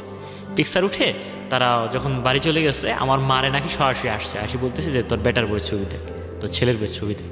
আমার মা নাকি তখন আপিল হয়েছে যে যেটুকু সম্মান ছিল, যেটুকুই আমার ছেলের একটা ইয়ে ছিল, সেইটুকু হাতছাড়া হয়ে গেল। মানে লোকে জানাজানি হয়ে গেল, লোকে গ্রামের সব জানাজানি হয়ে গেল। তখন নাকি মা অসুস্থ হয়েছে। তখন আমার ছোটো বোন ফোন দিছে, আমার ছোটো বোন এই কথাটা বললো। আমি তখন পারভিনের প্রতি একটা বিশাল একটা ক্ষোভ জন্ম দিলাম, যা তোর নিয়ে আমি সংসারে করুম না, ফ্যামিলি যেহেতু বলছে ফ্যামিলির কথাই আমি রাখবো। এরকম আমার একটা জিদ চলে আসলো মনের ভিতর। এবং পারভিনের সঙ্গে উল্টাপাল্টা ব্যবহার করতেছি। এবং আমরা বলি গ্রামের ভাষায় 40 বলি, 40 দিন পর বাপ মায়ের 40 করে, কেউ যদি আত্মীয় স্বজন মারা যায়, সেই সময় পারভিনেরও আব্বার 40 ঘনিয়ে আসতেছে এবং আমারও দাওয়াত দিচ্ছে। এবং আমি দাওয়াতের আগে পারভিনের সঙ্গে অনেক রাগারাগি করি যে তোমাদের বাড়ি যাব না, তুমি এরকম ফাঁস করছো, তোমার আমি সংসার করুম না, মানে উলট পালট এবং অনেক রাগারাগি, অনেক গালাগালি ওরা আমি করতেছি, বিশ্রী গালাগালি করতেছি ওরা আমি। ওকে। তারপর ও আমার বললো যে আমি তো বলিনি, ও আমার এই কথাটা বললো যে আমি তো বলিনি এই কথা। আমি কে বলছে? আমি বলতে পারি না কে বলছে। তারপর ভাইয়া সত্য কথা বলতে আমি তার অনেক দুঃখ, মানে ওর কথায় আমি অনেক কষ্ট পাইছি, কারণ অনেক ফ্লাশ হয়েছে কথা, আমার প্রতিবেশী জানা হয়েছে, ঝগড়া চলছিল আপনাদের মধ্যে। তার মধ্যেও কেমন ওর প্রতি আমার আবেগটা আর সরে না। যেহেতু লাইফের প্রথম আর বিয়া, আমার আবেগ ওর প্রতি আরও মানে সরে না। এখন মা আমারে বলতো যে তোর ইচ্ছা, তুই কি তোর যেটা ভালো হয় ওইটা। মা আমার ফির ওই প্রশ্নটা আবার করছে, অ্যান্সার দিচ্ছে। তার ফাঁকে আমার আব্বা ঢাকা থেকে আমার ফোন দিছে হঠাৎ করে। আমার ফোন দিয়ে বলতেছে যে দেখ, তুই যদি ওই মেয়েরে নিয়ে খাস, আমার আব্বার একটাই রাগ যে আমার ছেলের জীবন ধ্বংস করছে। আমার ইচ্ছে ছিল ডিপার্টমেন্টে চাকরি করবো, আমার ইচ্ছে ছিল, আমার ফ্যামিলির ইচ্ছা ছিল। তখন আব্বার এটা রাগ কাজ করছে যে ওই মেয়েরে নিয়ে খাবো না, তুই ওই মেয়েটা যদি ঘর সংসার করস তাহলে তোর মারে 1 কাপ আমি বিষ খাবো, আমি 1 কাপ বিষ খাবো, আমরা মারা যাবো, তুই তোর ত্যায্যপুত্র করলাম, তুই তোর বউরে নিয়ে তুই থাকিস, তোর সাথে আমার কোনো যোগাযোগ নেই। কে বলেছে কথাটা? এটা আমার আব্বা আমার বললো। একদম ডিরেক্টলি আপনার সামনে বলেছে? না, এটা ফোনে আমার বললো কথাগুলো। মেয়েটার প্রতি ক্ষোভ ছিল কেন? হ্যাঁ, ক্ষোভ ছিল, মানে একটাই ক্ষোভ কাজ করছে যে এভাবে বিয়ে দেওয়ার কারণে। হ্যাঁ, এবং বিয়ে দিছে জোর করে, প্লাস চান্স দিছিল কিন্তু একটা ওই মেয়ের, যে যেহেতু কাগজপত্র গোপন রাখছে, এ ফাঁকে ছেলে একটা চাকরি, মানে ফ্ল্যাশ আউট না করতে। আরো গ্রামের যে লোকজন জানাজানি হলো। তারপর আমি কোনো কিছু বললাম না, আমি আব্বা ফোন কাইটা দিল। তারপর আমার মা আমার ফোন দিছে যে তোর আব্বা তো বাড়ি চলে আসছে, আব্বা ফির বাড়ি চলে গেছে, তোর আব্বা তো বাড়ি চলে আসছে, মানসিক টেনশনে আসছে, তুই বাড়িতে আসিস। আমি তো বাড়িতে যাইতে পারবো না, আমি তো চাকরি করতেছি, এখানে সমস্যা, ছুটি দেয় না। তারপর আব্বা ফির 2 দিন পর আবার ফোন দিছে, দিয়ে আবার কাটাকাটি করতেছে যে তুই বিশ্বাস করস না যে আমরা বিষ খাবো, আসলে বিষ খাবো, এইভাবে কথা বলতেছে। তারপর নানা কাছে ছিল, নানাও বলতেছে যে আসলে তোর আব্বা খুবই মানসিক টেনশনে আছে, মানে আরও মামাও ফোন দিছে যে সবাই আমার বলতেছে। আপনার বোন কয়টা? আমার বোন একটাই। মানে আপনার এক ভাই এক বোন, পুরো পরিবারের দায়িত্ব ইনফ্যাক্ট আপনার উপরে। হ্যাঁ। তারপর আমি ভাই কি সিদ্ধান্ত সেই সময় নেব, একদিকে বাবা মা, একদিকে হচ্ছে আমার বউ। এখন আমি সেই সময় কোনো সিদ্ধান্ত না খুঁজে পেয়ে আমি আব্বারে বললাম ঠিক আছে আপনারা যা বলবেন আমি তাই রাজি আছি। তারপর আমার আব্বা আমার বললো যে ঠিক আছে তোর আমি রাত্রে ফোন দিচ্ছি, কারেক্ট রাত 9টার সময় ফোন দেবার বলতেছে যে আমি যা যা বলবো এইগুলো তুই কান পাইতে শুনে রাখ এবং মুখস্থ করবি, এক কথা বারবার তুই ট্রাই করবি। আমার আব্বা আমার বলতেছে। ওকে। আমাকে বলেন কি করব, একটা নাটক করতে হবে। আমার বলতেছে যে একটা নাটক করতে হবে। আমাকে কি নাটক বলেন, এই নাটকের তুই মূল নায়ক থাকবি তুই। আমাকে বলেন হ্যাঁ করব।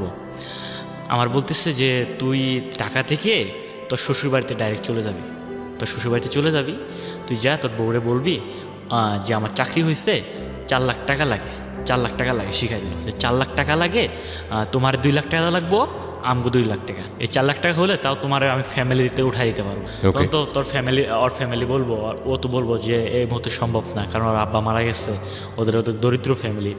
তো তুই বলবি ওর ফ্যামিলিতে তো ভাই বোন কয়জন ছিল? দুই বোন এক ভাই।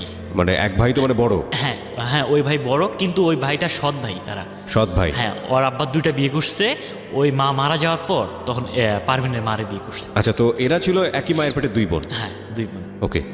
তারপর বলেন তারপর কি করব?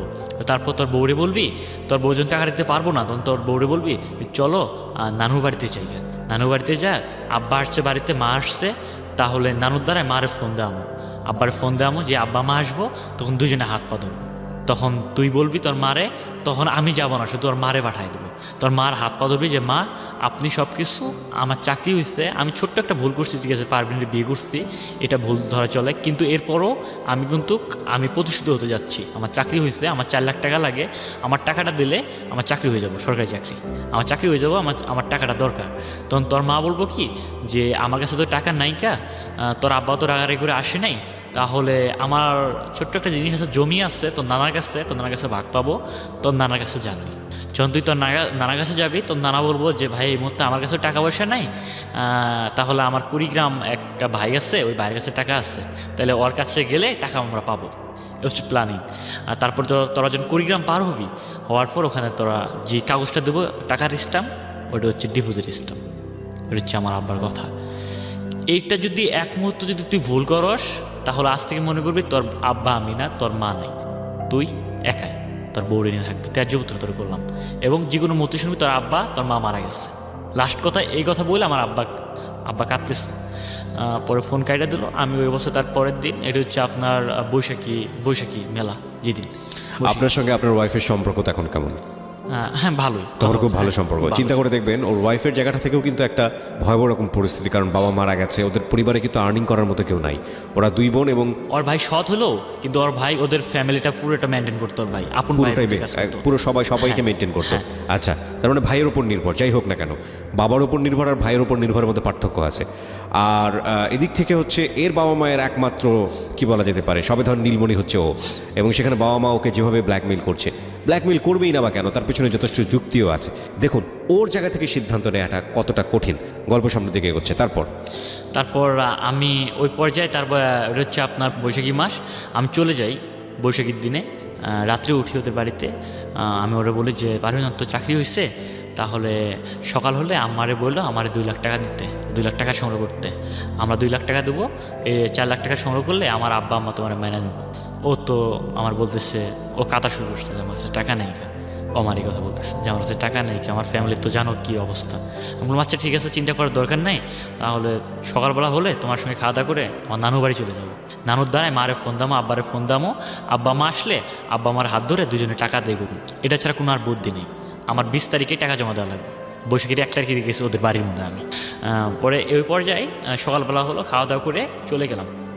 তার মধ্যেও এখানে একটা কথা আছে, পারভিনের আম্মা ভয় পাচ্ছিল, মানে পারভিনের হঠাৎ করার ফ্যামিলি চাচ্ছে, পারভিনের না জানে কি করে, এরকম চিন্তাভাবনা আমার শাশুড়ির মাথার মধ্যে ঢুকার পর আমার বলতেছে যে পারভিনের দিতে পারে, একটা শর্ত আছে, আমারে বলতেছে, আমি কি শর্ত?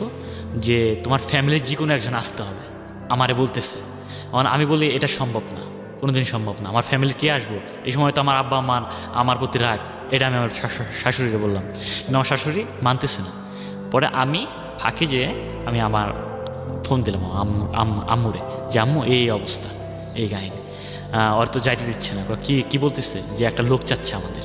তারপর কি করলো, আমার মামারে বললো, ওই যে হারুন মামা মিন অধিনায়ক, যে ওই মামার না আমারে বললো যে তুই তোর ছোটো মামারে ফোন দে, হারুন, ওরে ফোন দিয়ে এত শাশুড়ির সঙ্গে কথা বলাই দে। আমার মামা আবার ফোন দিয়ে বলতেছে আমার শাশুড়িরে যে আমার ভাগিনা বিয়ে করছে, ঠিক আছে, আমার ভাগিনার তো বাপ মা মানে নিচ্ছে না, আমার বোন আমার ভগ্নপতির জামাই মানে নিচ্ছে না, কিন্তু আমি তো মাইনা নিচ্ছি, আমার ভাগিনার আমি অনেক ভালোবাসি, আমার ভাগিনা তো কাদাকাদি করতেছে এই বিষয়ে যে পারভিনরে যাইতে দিচ্ছে না, আপনি সাইরা দেন, কোনো সমস্যা নাই, আমি আছি পারভিনের দায়িত্বে। আমার মামাটা পারভিনের মারে বলতেছে, আমার পারভিনের মা বলতেছে ফোনে কোনো কথা হয় না, আপনি সরাসরি আমার বাড়িতে চলে আসেন। আমার মামার প্রশ্ন, আমার মামা তখন চলে আসলো, তারপর আসার পর কথাবার্তা বলে পারভিনের মা আমার মামারে হাতে উঠাই দিল, যে এটা তোমার আজ থেকে ছোটো মেয়ে, উকিল বাপ দায় দিল।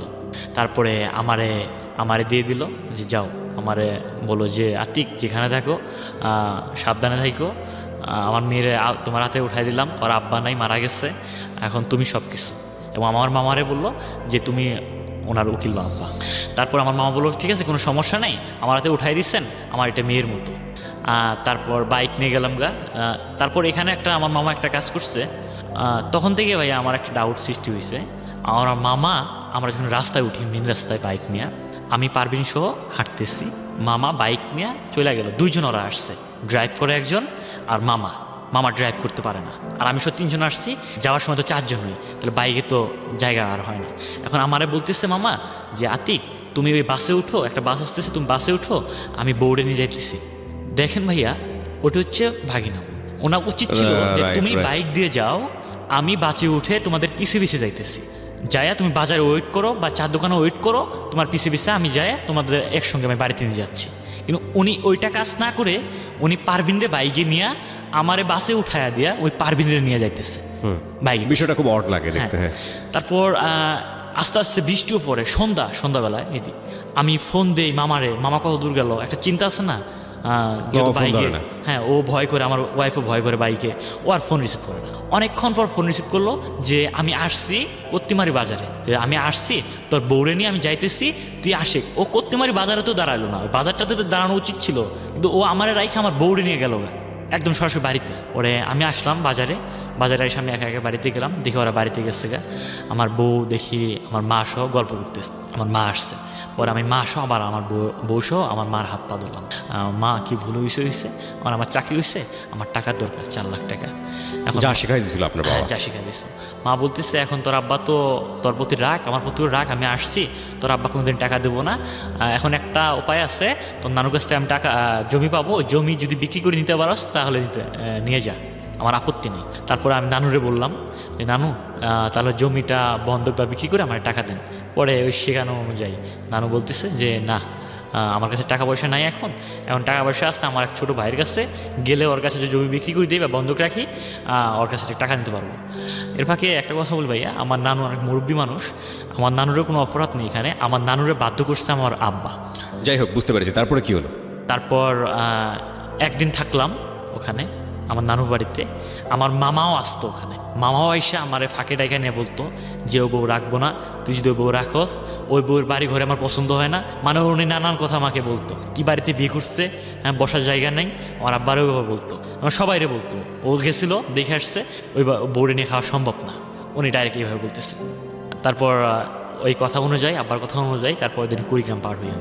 মামা যায়, ওই হারুন ও যায়, আমি, আমার বউ, আমার মা, আমার নানা এবং ওই মামার সঙ্গে মামি, আমার মামার ওয়াইফ এবং মামির বোন, মানে আমার মামার শালি। ওই আমার মামার শালি নাকি টিউমার নাকি হয়েছে পেটে, ওইটা কুড়িগ্রাম মেডিকেলে অপারেশন করব, এই জন্য আমার মামা যাইতেছে, আর আমরা যাইতেছি ওই যে এটা কাজ করতে, জমিনের টাকা বলে যেতে, ডিভোর্স করাইতে। তারপর সবাই একসঙ্গে চলে গেলাম। যাওয়ার পর তখন 3টা বাজে বিকাল, সব কিছু ওকে, কাগজপত্র, ডিভোর্সের কাগজপত্র সব নেওয়া হয়েছে, সব কিছু ওকে, আমি স্বাক্ষর দিচ্ছি। নানু বলতেছে যে তোর নানা, আমার যে নানু উকিল মানে উনি যা বোঝাইতেছে আমাদের, মানে যে প্ল্যানিং ছিল না, উনি ওই প্ল্যানিংয়ে বলতেছে যে তোর নানু ব্যস্ত আছে, তোর নানু রাত্রে চেক দিব, তোর নানু আপাতত ইস্টামে স্বাক্ষর চালো। এই ইস্টামে আমার বউ ফির অনেক ভুদাইছিল, ওই দিক দিয়ে কেয়ারফুল না। আমি স্বাক্ষর দিচ্ছি, আমার মা স্বাক্ষর দিচ্ছে, আমার বউরও বলতেছে যে তুই একটা স্বাক্ষর দে, তোর হাজব্যান্ড যেহেতু তুই একটা স্বাক্ষর দে। আমার ওয়াইফ কোনো ইয়ে করেনি, আমার বউ স্বাক্ষর দিচ্ছে, অলরেডি স্বাক্ষর দিচ্ছে। এই মুহূর্তে আমার মামা পাশে ছিল, আমার মামা আমার বলতেছে পারবেন তুমি কই স্বাক্ষর করলা? ডিভোর্সের কাগজ। এটা বললা এই কাগজটা নিয়ে নিচ্ছে আমার মামা, এটা তো ডিভোর্সের কাগজ, তুমি স্বাক্ষর করছো। তখন ভাইয়া বললেন না, আমার চোখ থেকে অজরে পানি বেরোতেছে, মানে আমার চোখ মানে কেমন কালো হয়ে গেছে। আমার নানা মানে চোখ কালো হয়ে গেছে, সবারে যারা ছিলাম ওখানে, আমার মারও চোখ কালো হয়ে, কি এটা কী করলো? এ তো সব প্ল্যানিং গেছিলো, এ আমাদের নিয়ে আসলো, এবং আমি কোথায়, এই তো প্ল্যানিং গেছিল, ওই আমার আরো ফুজ দিছে যে বউরে নিয়ে খাওয়া সম্ভব না, কি জন্যে এরকম করলো। এবং আমি পারভিনের হাত ধরলাম, ও পারভিন অলরেডি ওর হাতে চলে গেছে। কার হাতে চলে গেছে? মামার হাতে। কারণ পারভিন তো আমার প্রতি অবিশ্বাস এখন, কারণ স্বাক্ষর নিলাম, ওর ডাউট হয়ে গেছে, যেটা আসলে ডিভোর্সের স্বাক্ষর। ওটা যদি সাদা ইস্টাম, একটা সাদা কাগজ ছিল, আর কিছুই লেখা ছিল না? কিছুই ছিল না। এটা হয়তো বা কি করতো তা আমি জানি না সেই বিষয়ে। আচ্ছা, ওকে। কিন্তু সাদা কাগজ ছিল, ওকে, সাদা কাগজ ছিল। পরে পারভিন আমার অবিশ্বাস করলো, পারভিন আমি হাত ধরলাম, পারভিন হাত জাঙানো মারলো, আমার হাত চারা মারলো, চারা মারা বলতেছে। পারভিন ওখানে কোনো কথাই বললো না। তারপর আমার মামা আমারে বললো যে পারভিন জানো তোমার স্বামীও এটা খারাপ, তোমার স্বামী এটা খারাপ, তোমার স্বামী এসব সব জানে, এসব তোমার স্বামীর প্ল্যানিং। মামা এভাবে আমার পারভিনের সামনে এভাবে। আপনার মামা এরকম বিট্রে করলো কেন? প্রথমত কাজটা আপনারা খারাপ করতেছেন, সেটার ব্যাপারে কোনো সন্দেহ নাই, কিন্তু মামা এইভাবে আপনাদের সঙ্গে বিট্রে করলো কেন? আজও জানি না আমি, এই প্রশ্ন আজও আমি খুঁজে পাইনি। সত্য কথা। কি হলো তারপরে? এরপরে কি হলো? তারপর মামা ওর হাত ধরলো, ও পারভিন মামার হাত ধরলো, তা হাত ধরে এখন পারভিনরা আমি হাত ধরলাম যে পারভিন যাও না, তুমি সব হিস্টোরি শোনো, কাহিনী শোনো, তারপর যাও নি তুমি, এখানে নাটক একটা, তুমি সব কিছু শোনো, আমার দোষ নাই। পারভিন আমার বিশ্বাস করলো, পারভিন না বিশ্বাস করে আমি পারভিনের হাত ধরছে আবারও। এক পর্যায়ে দেখা যাচ্ছে কোর্টের আশেপাশে পুলিশ ছিল, আমাদের টার্গেট করতেছে। তখন নানা আমারে বলতে, কোর্টের মধ্যে? হ্যাঁ, কোর্টের মধ্যে। নানা আমারে বলতেছে জাতিক তোর বউয়ের হাত ছাড়, না হলে কিন্তু পুলিশ এসে অ্যারেস্ট করবো, তোরও অ্যারেস্ট করবো, আমগো অ্যারেস্ট করবো, এই কথা নানু বলতেছে। ওরা আমি পারভিনের হাত ছাড়লাম, হাত ছাড়া আমি যাইতে চাই না। নানা আমার জোর করে নিয়ে গেল কোর্টের বাইরে। আমার প্ল্যানিং ছিল যে পারভিন আসলে পারভিনে আবার আমি হাত দেবো কোর্টের বাইরে, আমি পারভিনের সেনাই নেবো আমি এটা। কারণ আমার চিন্তাধারা ছিল যে মামা যেহেতু গাড়ি তো আমার এই ব্যাপারটা করলো, গাড়ির মধ্যে আমাকে নামায় দিয়ে পারভিনে নিয়ে গেল, ফির এখানেও এই অবস্থা করতেছে, তাহলে তো নিশ্চয়ই মামার এখানে খারাপ উদ্দেশ্য আছে। আচ্ছা, এর আগে নৌকার মধ্যে ওঠার আগে মানে আমাকে আমার বউ সব বসতে দিত না মামা, সবসময় আমার বউয়ের কাছ থেকে দূরে থাকতে বলতো মামা, মানে আমার বউয়ের সঙ্গে দেখতেই পারতো না উনি। আমার তো আপনার আপন মামা? হ্যাঁ, আপন মামা। ওকে। তারপর আমি বাইরে গেলাম, আমার নানা আমার নিয়ে গেল কোর্টের বাইরে। একটু পর দেখি আবার আমি নানার হাত ঝাঁড়া দেয়া কোর্টের ভিতরে চলে আসলাম, যে আমি আমার বউরে নিয়ে যাব। আমি কিছু মতো চলতে পারছি না আমার বউ ছাড়া, যে আমার বউয়ের কী যেন কী করে তারা, কারণ পারভিন তো আমার প্রতি বিশ্বাস হারা গেছে। আমি আবার কোর্টের ভিতরে আসলাম, আসার দেখি 1 মিনিট ওরা উদাহ, কেউ নেই ওখানে। তারপর আমি অনেক কান্নাকান্নি করলাম, নানা বলতেছি কান্না লাভ নেই, চল বাড়িতে চল। আমি বাড়িতে যাই না, আমাকে জোর করে গাড়িতে উঠাইলাম। ওঠানোর পর গাড়িতে জন্য চললাম, আমি গাড়িতে নাকি অজ্ঞান হয়েছিলাম, এক বাড়িতে নামাইছিল, ওখানে পানি ঢালে আমার সুস্থ করছে, সুস্থ করে নৌকায় উঠাইছে। পরে আমরা বাড়িতে চলে আসি, রাতটা কাটলো কোনো রকম। কাটার পর আমি মানসিক টেনশন আমার শুরু হলো, আমি মানে ঠিক থাকতে পারছি না সেই মুহূর্তটা। আমি আমার নানারে বললাম যে আমি ঢাকায় চলে আসবো, মানে আমার বাড়িতে আমার একদম মন টিকছে না যে আমি ঢাকায় চলে আসবো। আমি এর ফাঁকে পারভিনের আব্বা আম্মাও শুনছে এই কাহিনী। পারভিনের আব্বা আম্মা কার দ্বারা, আব্বা আম্মা তো না, পারভিনের মা। হ্যাঁ, পারভিনের মা শুনছে, পারভিনের মা, ভাই, পারভিনের খালু সবাই জানছে যে ওই মামাই নাকি ফোন দিছে পারভিনদের বাড়ির মধ্যে, যে পারভিনের ডিভোর্স করাইতে নিয়ে আসছিল, পারভিন আমার কাছে এখন। ওই মামা বলছে যে পারভিন এখন আমার কাছে। এখন আমি তো ঢাকায় চলে আসলাম, আইসা তো আমি মানসিক টেনশনে ভুগতেছি। আমি চাকরি সব বাদ দিচ্ছি, অলরেডি মার্কেটে যাই না, চাকরি করি না, স্যারদের সাথে কথা বলি না, স্যারের সাথে আমি বলছি স্যার আমি মানসিক টেনশনে আছি, আমি চাকরি করতে পারবো না এই সময়। আমি কোনা বাড়িতে থাকি, এ অবস্থায় 1-1.5 মাস প্রায় চলে যায়, 1 মাস চলে যায়। আমি অনেক ঋণপাতি হয়ে যাই, প্রায় 20-25 হাজার টাকা, 30,000 টাকার মতো ঋণ হয়ে যায়। রুম ভাড়া, বাসা ভাড়া, নানান আগের দেনা ছিল, এগুলোতে অনেক আমি ঋণপাতি হয়ে যাই। তারপর আস্তে আস্তে মানে আমি আমার মনকে বুঝাইতে পারতেছি যে এই অবস্থা যদি চলতে থাকি তাহলে নেক্সট টাইম আমি ঢাকা শহরে আর বিপদে পড়বো, কারণ চাকরি বাদ দিছি, ঋণপাতি করতেছি, পরে তো অবস্থা আমার খারাপ হয়ে যাব। তাহলে আমাকে আবার তো মানসিক টেনশনে আমার চাকরিটা করতে হবে। আমি আবার চাকরিতে জয়েন দিই। এর ফাঁকে পারভিনের সঙ্গে আমার কোনো 1 মাসের মতো কথা হয়নি। তারপরে পারভিনরে আমি নিজে ফোন দিই। পারভিন আমারে বলতেছে যে তুমি এই কাজটা করতে পারলা, আমারে সরাসরি বলতেছে। আমি বললাম পারভিন আমার কথা শুনো তুমি। আমি কয় তুমি কী বলবা বলো, তুমি তো বিশ্বাসঘাতক, আমাকে বলতেছে। আমাকে আমার কথা শুনো তুমি, একবার তো শুনবা। কি যে তোমায় আমার ফ্যামিলি ডিভোর্স করতে নিয়ে গেছিলো, সব সত্য, আমিও জানি, কিন্তু আমার প্ল্যানিংটা ছিল তোমাকে ডিভোর্স করাইলে আমি তোমার ডিভোর্স করলো, আমি ডিভোর্স মানে এটা মানতাম না। আমি নেক্সট টাইমে তোমাকে নিয়ে খেতাম। আমি যখন আমার ফ্যামিলি যখন একটা সেট হতো, ফ্যামিলি যখন মানে এগুলো সব দূর হতো চিন্তাভাবনা, তখন আমি আমার ফ্যামিলিরে বলতাম, আমি ফ্যামিলির দ্বারা আবার মীমাংসা করতাম। কিন্তু ফ্যামিলি আমি আব্বা এক দেখি আমার এই কথা বলতেছে, বিষ খাবো, তোমার এই দেখি চাপ, আমি এই সময় কি করব, তোমার দিক গেলে আমার আব্বা আম্মা শেষ, আর আমি যে আব্বা আম্মার দিক যাই তাই তোমার এই অবস্থা। কিন্তু আমি এই সময় এই চিন্তাধারা মাথায় নেই, যদি এখন তোমায় ডিভোর্স করি আমি নেক্সট টাইমে আমি আবার চেষ্টা করতে পারবো।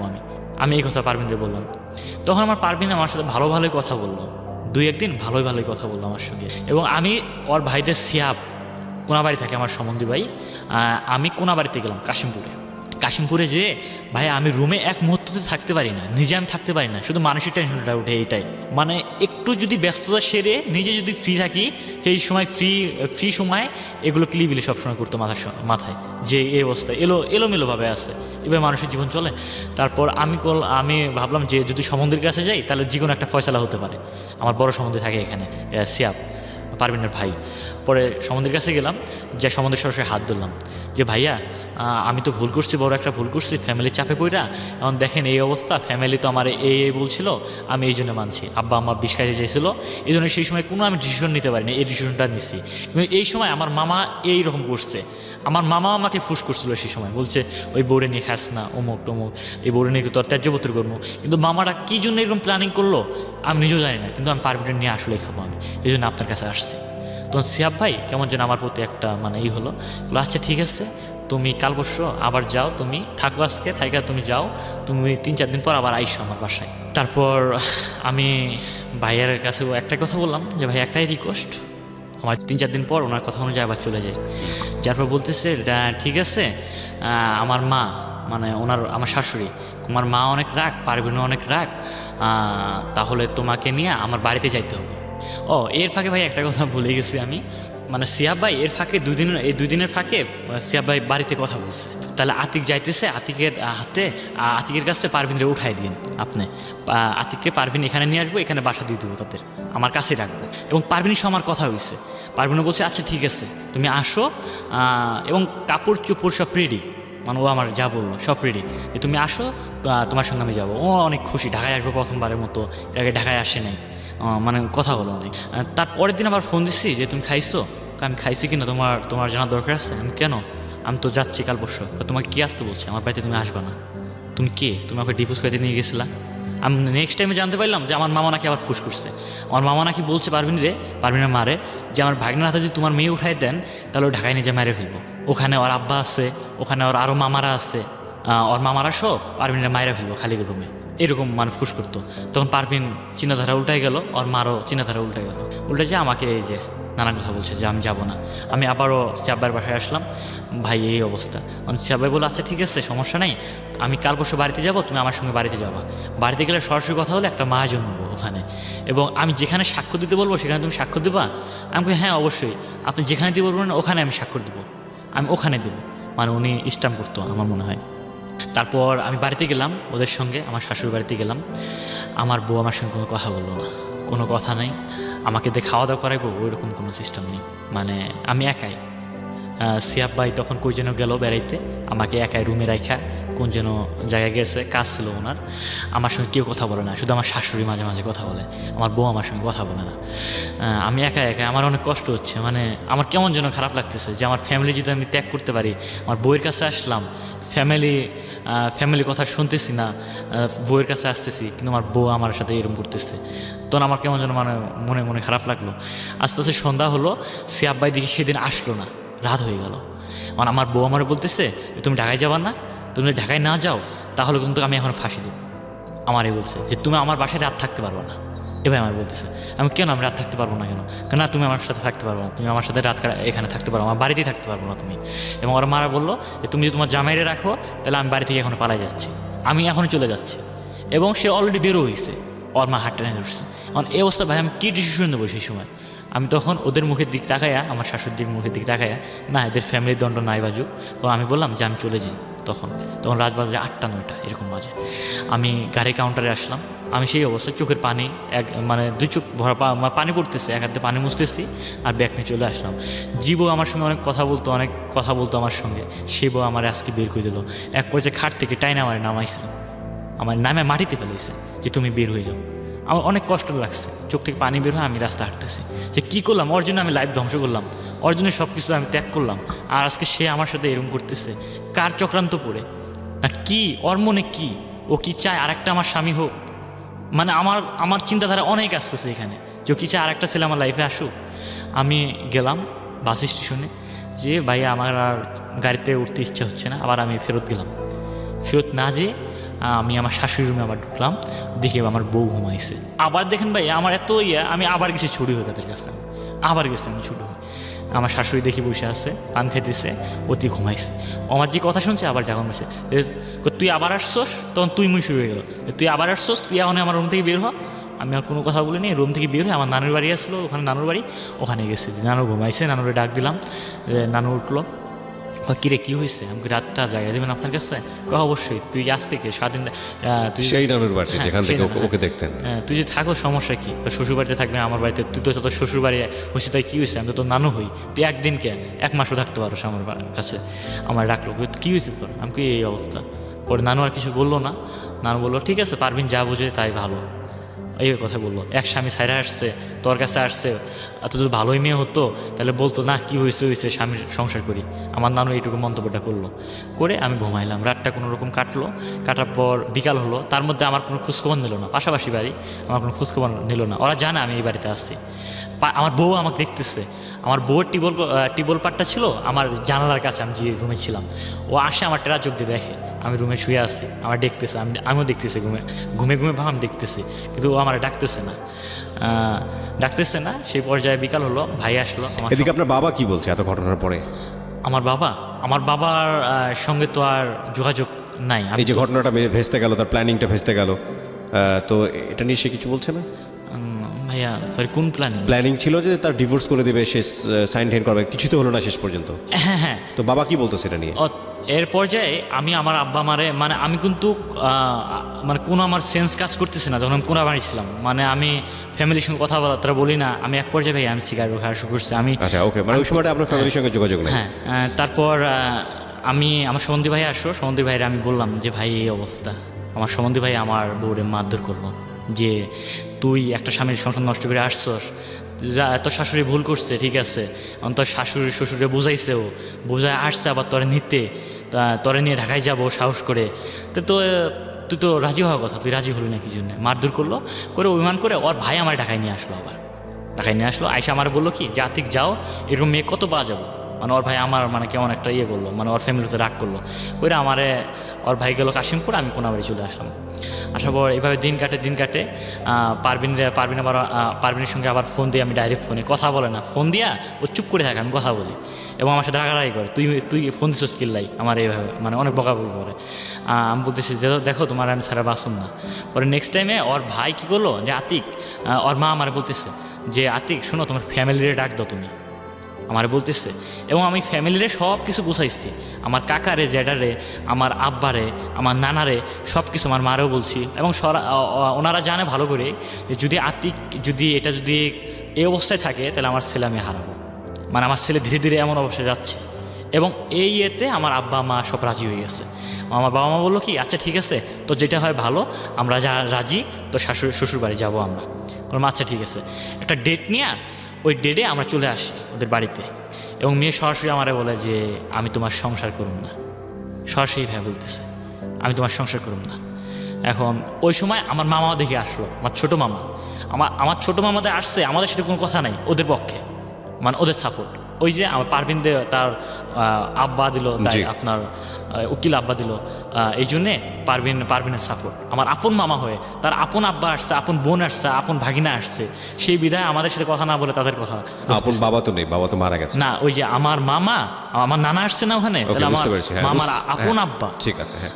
সে আমাদের পক্ষে না হয় তাদের পক্ষে হচ্ছে। এবং এক পর্যায়ে আপনার ওখানে অনেক লোক ছিল, মাতাব্বর লোক ছিল, তারা বলতেছে ঠিক আছে আমাদের 1 মাস সময় দাও, 1 মাস সময়ের মধ্যে যে কোনো আমরা ডিসিশন করে দেবো। 1 মাসকে 2-3 মাস চলে যায়, তাও তারা মানে কোনো বসে না, বৈঠক না। এখানে কিন্তু আমি পাগলের মতো হয়ে গেছি প্রায়, আমি মানে কেমন হয়ে গেছি, ফ্যামিলির সঙ্গে কোনো যোগাযোগ নেই, আমার ফ্যামিলি আরও চিন্তায় পড়ে গেছে, যেটা মীমাংসা না করলে আমার ছেলের আমি হারাম, একবার ওরা এটা চিন্তা করে সারাক্ষণ। এখন আমি পারভিনের বলে কি হলো, তুমি 1 মাস সময় নিলা, কী করতেছো? কয় দেরি আছে, আরও দেরি আছে। যেদিন তোমার ডাকবো সেদিন তুমি আসবা, আমার এভাবে বলতেছে। আমি কেন এই অবস্থা কেন? কয় হ্যাঁ অবশ্যই, তুমি ভুল করছো না, এখন আমি যেদিন তোমার ডাকবো সেদিন তোমার আসতে হবে। মানে এর মধ্যে আমার মামা নানান যুক্তি নিতেছে তারা, আমার মামার সঙ্গে ভালো একটা রিলেশন হয়ে গেছে, আমার মামা প্রত্যেক সপ্তাহে তার বাড়িতে আসে। এই অবস্থা চলতেছে। তারপর ঈদের প্রায় 1 মাস পর আবার দ্বিতীয় বৈঠক বসলো আমাদের। এই দ্বিতীয় বৈঠকের মধ্যে সবাই আসলো, ফির আমরা সবাই আসলাম, ওনারাও সবাই বসলো। পরে আমার ওই মামাও আসলো, ওই মামা আসলো। তারপর পারভিন এখানে সরাসরি বলতেছে যে আমি ওই ছেলের সংসার করুম না, এই ছেলের সংসার করুম না, ওই ছেলের আমি ডিভোর্স করুম। এক করতে ভালোই হয়েছে, আপনার বাবা তো খুশি হওয়ার কথা, কারণ যেটা নকল চেয়েছিল, ড্রামা করতে চেয়েছিল, সেই ড্রামাটা উল্টে গিয়ে সেটা পজিটিভ হয়ে গেছে। মানে এটা আসলে রিয়েল লাইফ ড্রামা, এবং রিয়েল লাইফ ড্রামাটা আসলে নাটকের চেয়ে নাটকীয়। দেখুন, ওর বাবা চেয়েছিল যে একটা ড্রামা করুক, নাটক করে আলটিমেটলি একটা সাইন নিয়ে নেবে, ফলস একটা সাইন, এবং সাইনটা নিয়ে এটাই পরবর্তীতে ক্লেইম করবে কোর্টে গিয়ে যে না, ছেলে মেয়ের সম্মতিতে ডিভোর্স হয়েছে, একটা ফাঁকা স্ট্যাম্পে। ফর্চুনেটলি মেয়েটা সেটা জেনে গেছে, এবং জানার পরে ওর বাবা যেটা চেয়েছিল সেটা খুব পারফেক্টলি হচ্ছে, এবং ছেলের জায়গা থেকে না হলেও এটা মেয়ের জায়গা থেকে মেয়ে এগ্রি করে নিয়েছে। তো বাবা তো খুশি হওয়ার কথা, কিন্তু আলটিমেটলি লুজার হচ্ছে হলো এই ছেলেটা। মানে ছেলের দিক থেকে চিন্তা করলে এটা একটা ভীষণ রকমের ট্র্যাজেডি, কিন্তু কী বা করার আছে।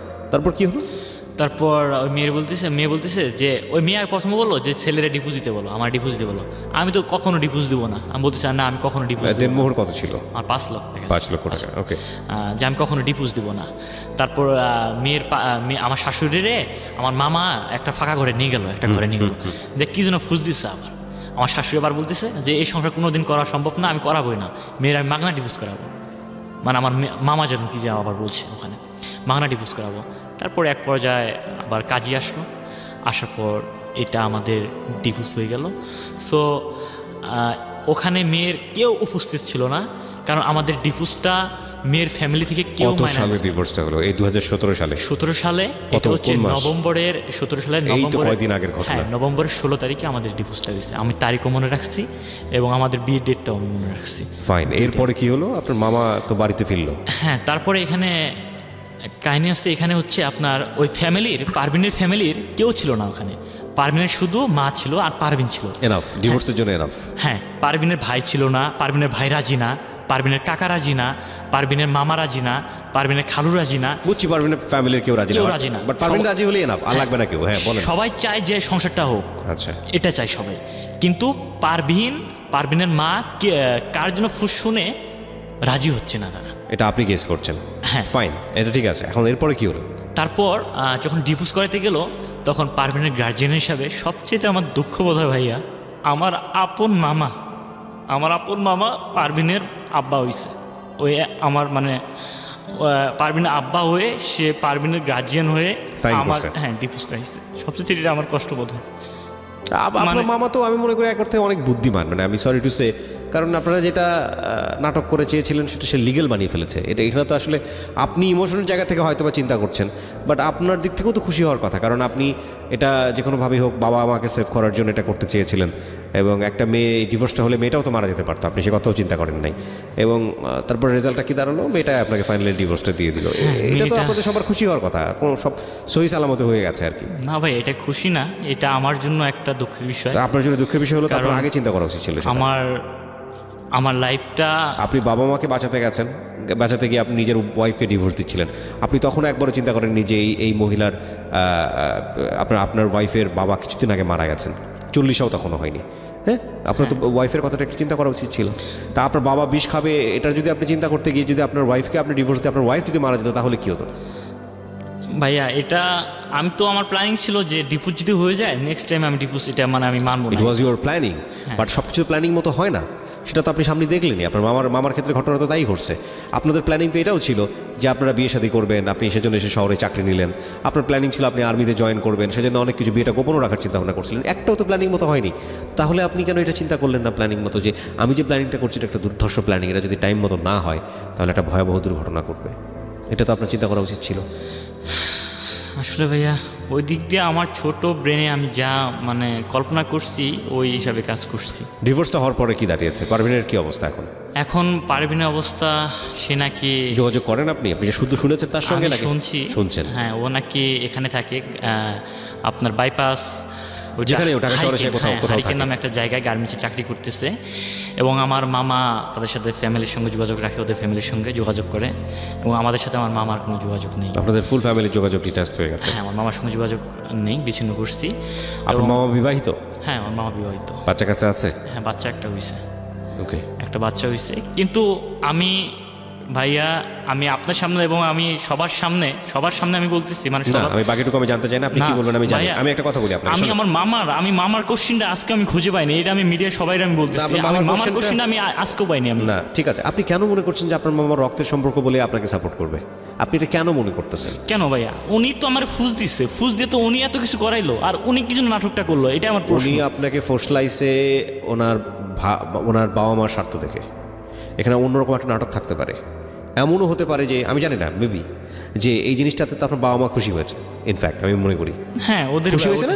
আচ্ছা, তো খুশি হয়ে থাকলে তো আমি মনে করি যে সে তার ভাই বোনকে হ্যাপি রাখছে। সে তার ভাই বোনকে তো হ্যাপি রেখেছে। আপনি কোয়েশনটাকে বুঝতে পারছেন, ইকুয়েশনটা বুঝতে পারছেন? আপনার বাবা মা কী চেয়েছিল? আপনার সঙ্গে আপনার স্ত্রী ডিভোর্স হয়ে যাক। হ্যাঁ, ফাইনালি আপনার একদম ঝুট ঝামেলা ছাড়া আপনার স্ত্রী আপনাকে ডিভোর্স দিয়ে দিয়েছে। এতে আপনার বাবা মা তো খুশি হয়েছে। এখন আপনি সন্তান হিসেবে কষ্টে আছেন, সেটার জন্য হয়তো বাবা মা কষ্ট পায়। কিন্তু যখন বিষয়টা এরকম হয়ে যাচ্ছিল, বাবা বলছিল যে বিষ খেয়ে ফেলবো, তুই বিশ্বাস করতেছিস না, তো সেই বাবার তো খুশি হওয়ার কথা, সেই মার তো খুশি হওয়ার কথা। বুঝতে পারছেন? জি। তো সেই অর্থ তো আপনার মামার প্রতি তাদের যথেষ্ট রকমের কৃতজ্ঞ থাকার কথা। এটা আমি বলতে পারি না ওদের আসলে গোপনে রিলেশন আছে কিনা, কিন্তু আমি একদিনে বলছি, আমার আব্বারও বলছি, যদি ওই মামার সঙ্গে একদিন রিলেশন কোনো কথা বলতে আমি দেখি, তাহলে কিন্তু আমি আপনাদের সাথে আমি কোনো কথা বলতে পারবো না, আমি কথা বলবো না, এবং আমি কই আছি তাও আপনারা জানবেন না। মনে করুন আপনার ছেলে হারিয়েছে। আপনি এই জীবন গল্পটা কেন বললেন রেডিওতে? আপনার এই জীবন গল্পের অনেক বেশি ক্লাইম্যাক্স, একদম আগাগোড়া এখন পর্যন্ত আমি যতটুকু পাইছি, প্রেমের সম্পর্ক তৈরি হওয়া, বাড়ি থেকে পালিয়ে যাওয়া, বাড়ি থেকে পালিয়ে গিয়ে হঠাৎ করে একটা মেয়ের সঙ্গে দেখা হওয়া, সেই মেয়েটার সঙ্গে নাটকীয়ভাবে একটা অনৈতিক সম্পর্কে জড়িয়ে যাওয়া, তারপর আবার ধাম করে মেয়েটার বিয়ে হয়ে যাওয়া, তারপরে মেয়েটাকে বের করে নিয়ে আসা, বের করে নিয়ে এসে বিয়ে করতে গিয়ে গোপন রাখতে গিয়ে ধরা পড়ার পরে বাবা মায়ের দিক থেকে এক ধরনের চাপ, এরপরে মেয়ের দিক থেকে এক ধরনের চাপ, সেখানে নাটকীয়তা অবলম্বন করতে গিয়ে ধরা পড়া, এবং ধরা পড়ার পরে ফাইনালি মেয়েটা আপনার কাছ থেকে চলে যাওয়া। এতগুলো নাটকের মধ্য দিয়ে এখন আপনারা দুজনের কাছ থেকে ডিটাচড। এটাই হচ্ছে আপনাদের মানে এখনকার অবস্থা। তো এই গল্পটা আপনি কেন বললেন রেডিওতে? মেসেজটা কি? এই গল্পটা আমি বললাম এই জন্যে যে সবাইকে আমি বলতে চাই যে আমি যে ভুলটা করছি। ভুলটা কোথায় আপনার? আমার লাইফে ভুলটা হচ্ছে আমি প্রতিষ্ঠিত হওয়ার আগে, আমার লাইফটা গড়ার আগে, আমার কেরিয়ারটা গড়ার আগে এক্স্যাক্টলি আমি বিয়েটা করছি। এটা আমার হচ্ছে সর্বপ্রথম ভুল। সো একটা কথা বলতে চাই, এরকম মেয়ের বিয়ে করেন না। আমার মনে হয় ভাইয়া এখানে মেয়েরও কোনো পার্সেলটি আছে। এখানে মেয়ে ভালো করেই জানে যে ওই স্বামীর সংসার হইব। আমার মনে হয় ওই মেয়েও ভাবতেছে যে ওই ছেলের জীবন থেকে যদি আমি সরে যাই তাহলে আরেকটা আমি বিয়ে করতে পারবো।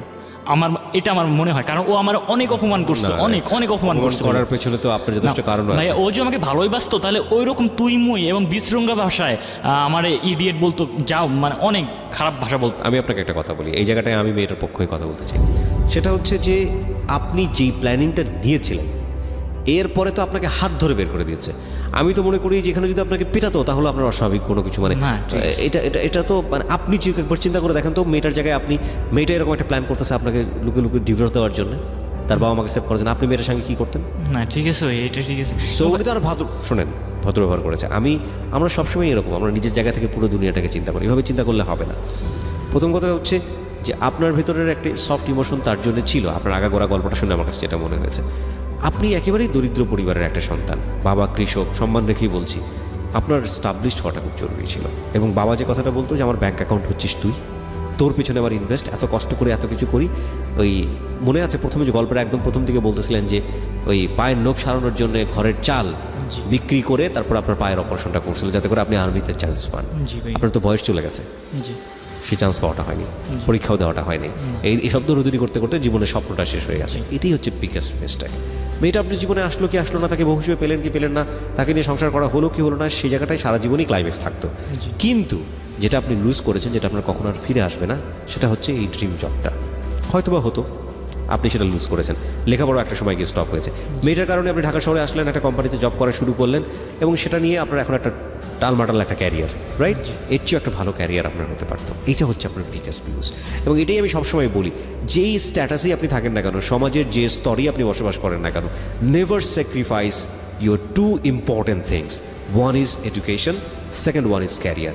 এই দুইটা জিনিস যদি আপনার হাত থেকে চলে যায় তাহলে এগুলো কখনোই রিটার্ন করবে না, কখনোই রিটার্ন করবে না। বাকি যা যাবে তা হয়তো আসবে ঘুরে ফিরে। একটা মানুষের সঙ্গে হয়তো সম্পর্ক রাখার পরে ওই সম্পর্কটা নষ্ট হয়ে গেলে মনে হতে পারে জীবন আর রেখে কী হবে। কিন্তু বিলিভ মি, টাইম যে কত বড় ড্রাগ, টাইমটা এত সুন্দর করে এটা হিল করে। আপনি একটা সময় গিয়ে মনে হবে যে সত্যি সত্যি আমি পাগলামো করেছি মেয়েটার জন্য এরকম, বা এই ছেলেটার জন্য এরকম। কিন্তু ততদিনে যদি আপনার ক্যারিয়ারের কোনো ক্ষতি হয়ে থাকে, আপনার এডুকেশনের কোনো ক্ষতি হয়ে থাকে, বিলিভ মি, এটা আপনাকে সারাটা জীবন কষ্ট দেবে। সো আপনি যে স্টেজেই বসবাস করেন না কেন, do not hamper your career and education.